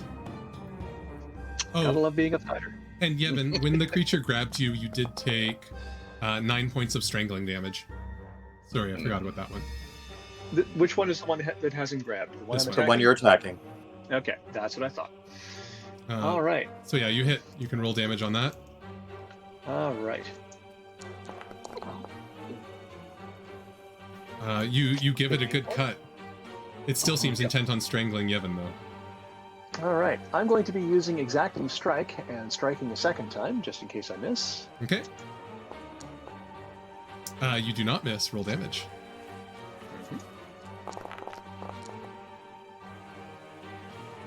It's looking pretty bloodied, but still intent on strangling the life out of Yevon. I will attack at map minus 10.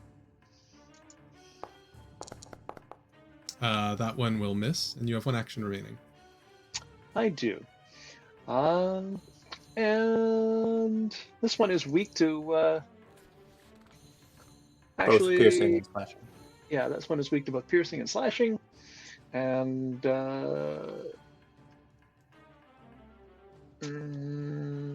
yeah. I am going to keep targeting this one and attack a fourth time. Fighter's gonna fight. Miss. Unfortunately, another miss. Yevon, you are currently being strangled. What would you like to do? I will first attempt to escape the strangle. Okay. Here is the If you regular. inspire first, you get a bonus, don't you? Inspire, because they're being strangled, would require a flat check. Yeah, we're gonna try and escape Oh, that's right. first. Which you do There you manage go. to wriggle free. Mhm. You're no longer grabbed around the throat. Off of me. Cousin, get in there. Okay. I encourage with my courageous advance as Do you want I me to- cast Inspire Courage. Do you want me to flank the one that's above you? You can choose whatever you want to do. All right.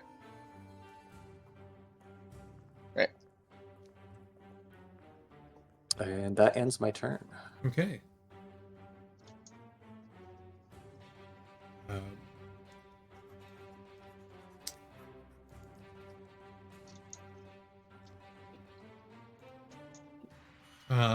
The creature seems to be watching the group of you. But dagger in hand will make a swipe at Paige.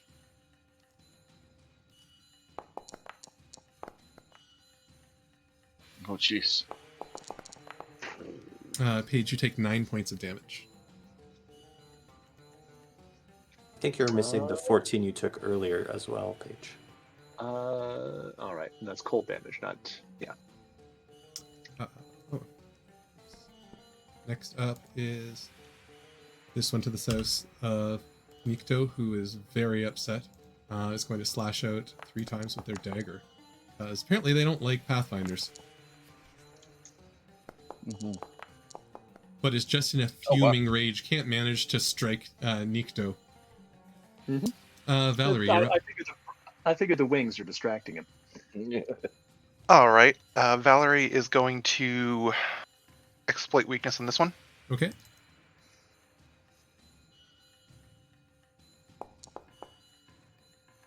That is a success.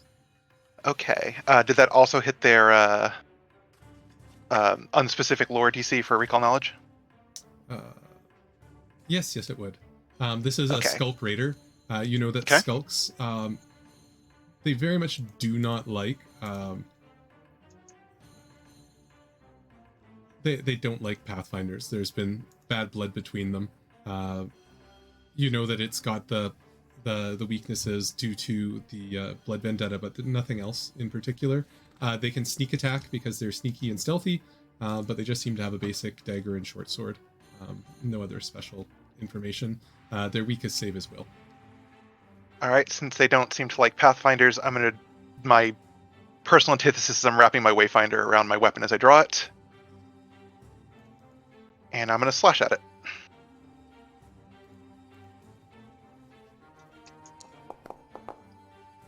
Oh, And- no. And you utterly decapitate the creature.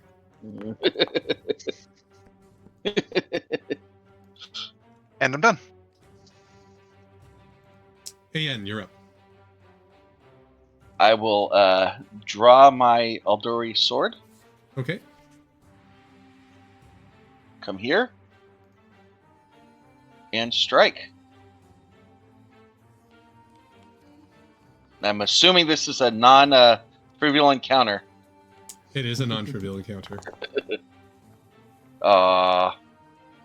Would you like to use a hero point?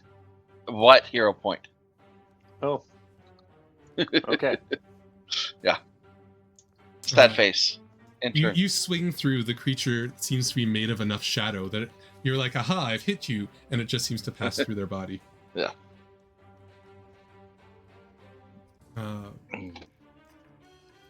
One moves down next to Yevon.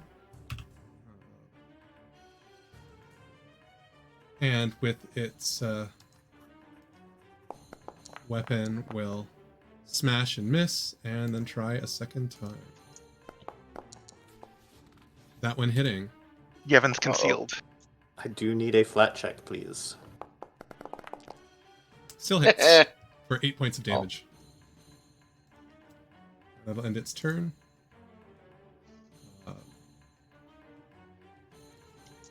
The Strangler is going to swing at Yevon. First strike missing. Second strike. Missing. Third strike. Missing. Zikrix is now up. Zikrix is like, I have one more trick up my sleeves for the group of you. I need one person who's not going to benefit from this. Nikto will not benefit. Okay.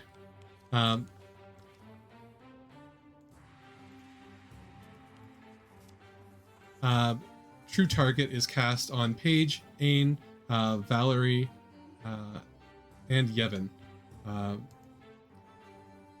You get to... Targeting whom? We'll designate this creature.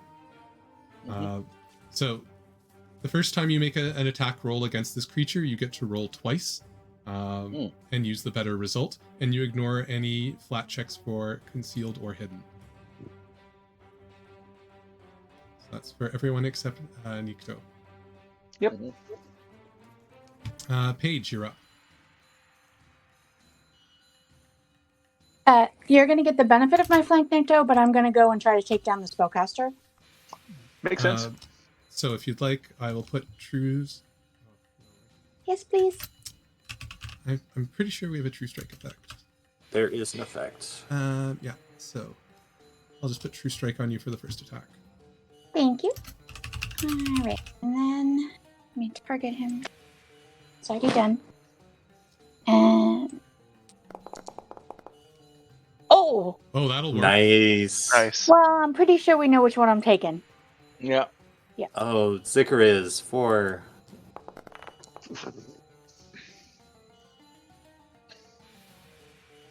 Okay, and then Your second strike is a miss, Yeah. unfortunately. yeah, and then let's crit fish. You've got two more. So Oh, that's right, I do. Oh, yeah. Another miss, and But does this one go back to my full? it's No. at -10 still. Okay, got it. I very rarely get the benefit of it ever Yep. in anything. Yeah. Which But will there's a hit hit. Ooh. thanks to the he Inspire Courage. That last swing hits. Roll damage. My favorite student. Yay! Love you, teach. Okay, Nikto, you're up. Oh, but that means somebody's going to get to steal my kill. Damn it! both of them. Can I retroactively re-roll one of those? Mm-mm. If you like, sure. You think you still have a hero point left? You have I do, actually. You have 2 hero points, so you can re-roll them both if you want. So I'm just going to pick one of these. Pick the first miss, because then it's -5. only math -5. Yep. Okay, got it. And then that one. Reroll. Keep the new result. Come on, give me some luck. No. Yeah. No. Alas. My turn now? It is now Nikto's turn. Fine. All right. Nikto is going to start by taking the badly injured one that's flanking with Paige. Because never pass up a flank if you get the chance. That'll hit. It's not looking good. All right, it's near death. Well, we'll use exacting strike on the second strike. That will critically hit. As you Alright. as you lop off its head in front of Paige in just sort of a "why didn't you do this" kind of way. Yep. I did on the first one against the Shay, so, you know. Yep. Zikrix says, "Well, that creature's head rolls." Yes, it does. And then I'm going to step up here because now that Yevon is no longer being strangled, I am going to target the spellcaster You suck. and make my third attack. I'll probably miss. Which misses. Yeah. I'm fine with anyone else killing it And- but you.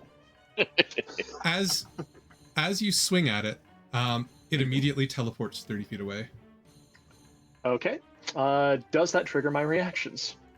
What Because are I have your an AO. reactions? Attack of opportunity. If it don't- teleports, I would be willing to say no, but just checking. It doesn't. It's just a straight reaction. It has no other tags, so it just happens as you Okay. move next to it. If it clearly was offended by the smell of you, you should step away now. Yevon, you are up.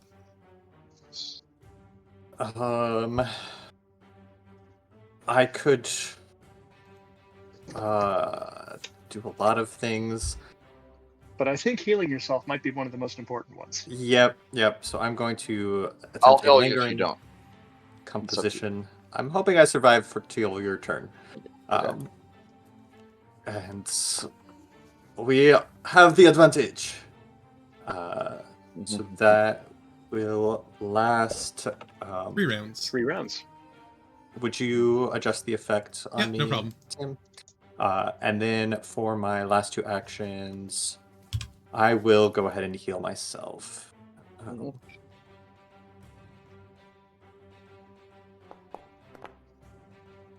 Nice. Pretty good. And soothe.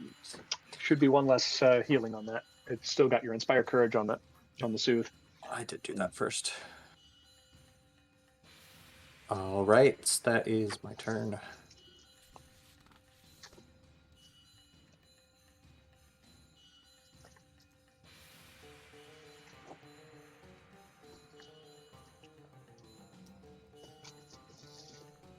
Yeah, bad guys go after me.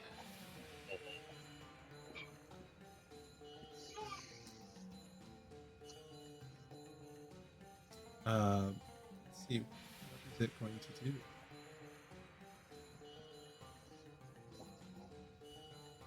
Did we lose Tim again on? No, I'm right here. I'm just trying to figure out what it's Okay. going to do. Unfortunately. Okay. It's kind of in a weird spot. Aren't we all? Okay. It will cast gaseous form on itself. Mm. And then with its last action,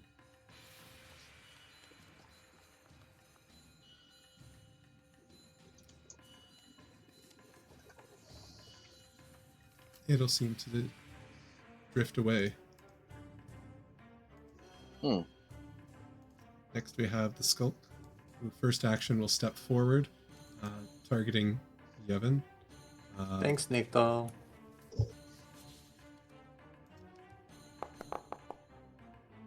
Hitting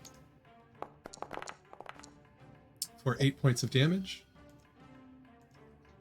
Why is it getting the precision damage? Because it has me flanked. Oh, right. And critting Jeez. for 16 points of damage.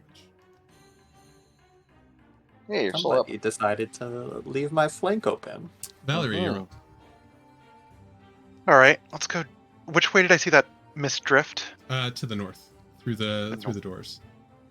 I'm gonna go chase after it. So we're gonna move. Can I still smell it from here? It's gaseous, so you cannot smell it anymore. Oh, Can't even smell the gas. yeah. Okay. Gas It's would smell like contained. air. It doesn't. It smells like air. I'll move It's a house 15. fault. Do I see it? Not yet. Okay, so you're right there. Yep. So I'll finish my. I'll take a second move action.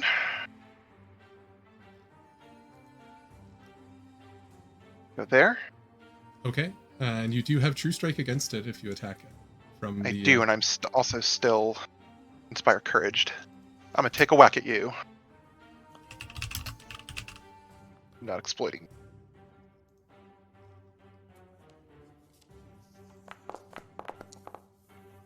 A 22 will hit.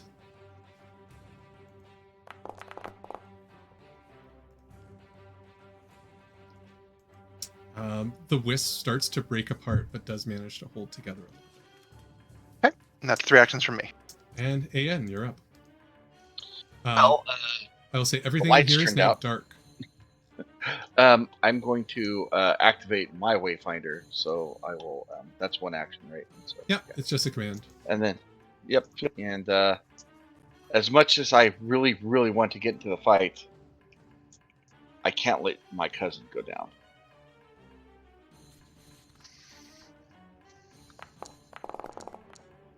You do heal him for 22 points. 22 points damage, and that's my turn.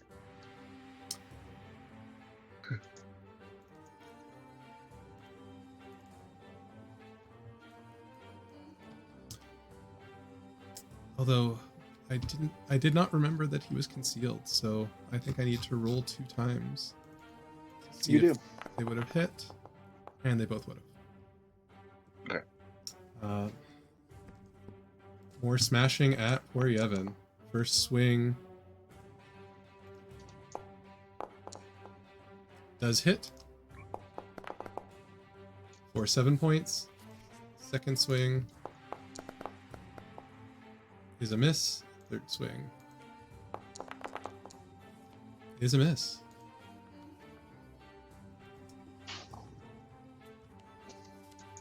Zikrix says, I've had enough of this, and casts light on Yevon. Paige, Thanks. You're up. Yeah. So I'm gonna follow him. I'm gonna follow him into the other room, which will take 2 moves to get there. And then, fine, through the door. Wait. Doors get me every time. They're hard. Just saying. And then that still leaves me 2. 2 strikes. Yeah. So this will be the first one. This might actually be a time to do a feint and a strike. You already moved. Oh, yeah, that's right. I forgot Oh she yeah, did. Tinder, yeah. Okay. This might be a time to do a feint followed by a strike and make him make her flat-footed. Okay, so make a deception check. I'm to Just click on the button that says deception in the card. After targeting, yeah, you're good. and then gotta these pages. Where did it go? It left me. There Just it click is. on the chat card, Look on the chat card. There's a button Oh for god. deception there. Okay. I'm an idiot. which is unfortunate Yeah. failure. Would you like But to I use a think hero point? Yeah, I will use my last hero point. Go for it. So you should be able to right-click, reroll using hero point. It is flat-footed to you. And Whee! because she is a scoundrel rogue, it is flat-footed to her until the end of her next round. Well, hopefully he's This- not going to be around that long. It's a hope. Oh, God. Not like that though. Nikto, you're up. All right. I am going to... Well, these are both uninjured. Let's see if we can fix that problem.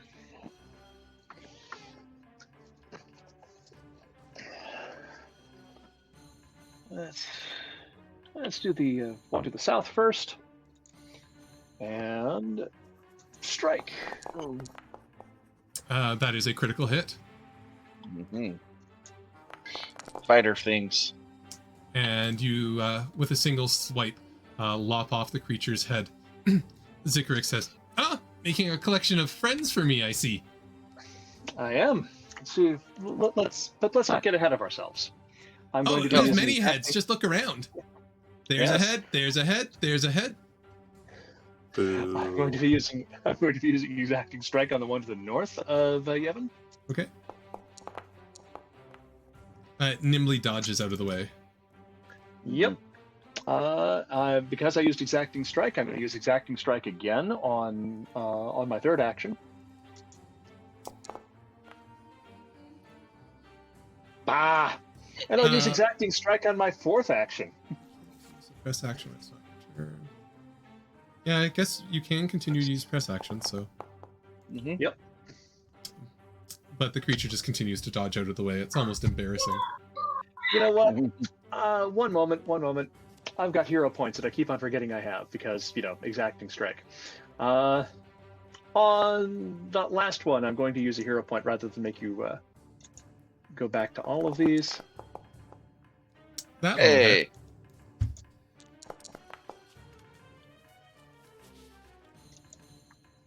All right, turn end. Okay, Catch Kevin, up you're with up. me. All right, Yevon is going to stride away from the creatures that keep trying to murder him, and then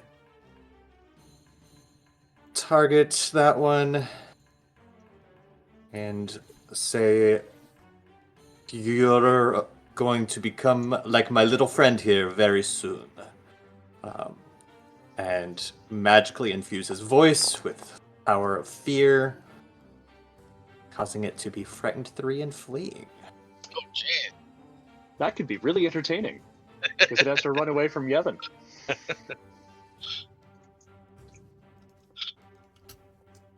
Creature floats back, sensing Was that it? Zikrix. Was that? Yeah. There you go. Sorry, that was me to the cat. Dismisses gaseous form. And will slash. Tim, I just want to point out that gaseous form usually gives you a 10-foot movement speed. It has a fly speed. Ah, okay. Nice. Flat check for me, please. I would also like to point out something. Oh, It just moved. Moved through Valerie's. I don't have it marked, unfortunately. Oh, you don't. I I haven't been able to get it marked. it also doesn't trigger attacks of opportunity due to movement. Okay. Flat check, please. I just want to double check that it doesn't have a bonus that would ignore that. No, it does not. It will still flat check. And it misses. Oh. Thank you, Zikrix. Valerie, you're up. All right, now I will mark you. Split vulnerability. That is a success. Does it also recall knowledge on it? Yes, it's actually a critical success. This creature is a Shay. It's a shadow creature, which means that thanks to Paizo, it doesn't actually have a recall knowledge check. It's a spellcaster. It can cast a couple of spells at will. It's being made partly of shadow, so unless it's in bright light, it is concealed automatically. Its movement doesn't trigger attacks of opportunities. It can fly at full speed in gaseous form. See? Yep, super neat. And it has the ability to counterattack if you miss because it's concealed, or if someone approaches it, it can slip into the shadows and teleport to a space adjacent to something they can see within 30 feet. Cool. Do they have any weaknesses or resistances? They are immune to precision damage, and they are resistant to cold and negative damage. Okay, so nothing I have to worry about. So, personal antithesis it is. I'm going to move. Put up a flank for Age. And make a strike on it.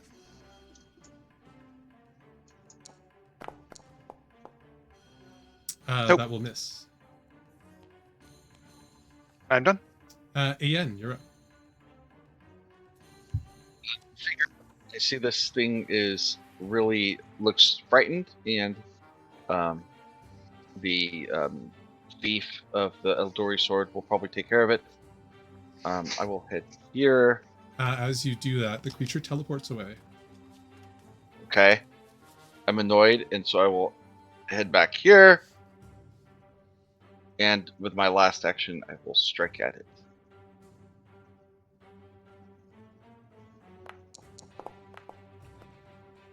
Gosh, okay. Which misses. Okay, this creature is going to start running away, so Nikto, you do get an attack of opportunity as it starts to run. On the frightened 3 creature. On the frightened 3 creature. That will hit thanks to frightened 3. All right. Here's the damage. Unless you want to try and hero point that for a crit. No. Okay, it will take 12 points of damage, and it is unfortunately still up. So it is going to run at full speed away.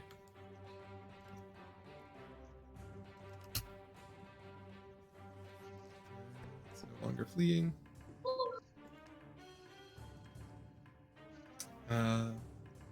Zikrix is just, you got this. Paige, you're up.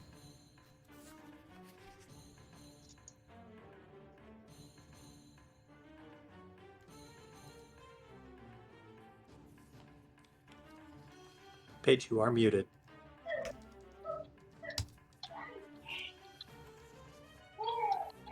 Sorry about that.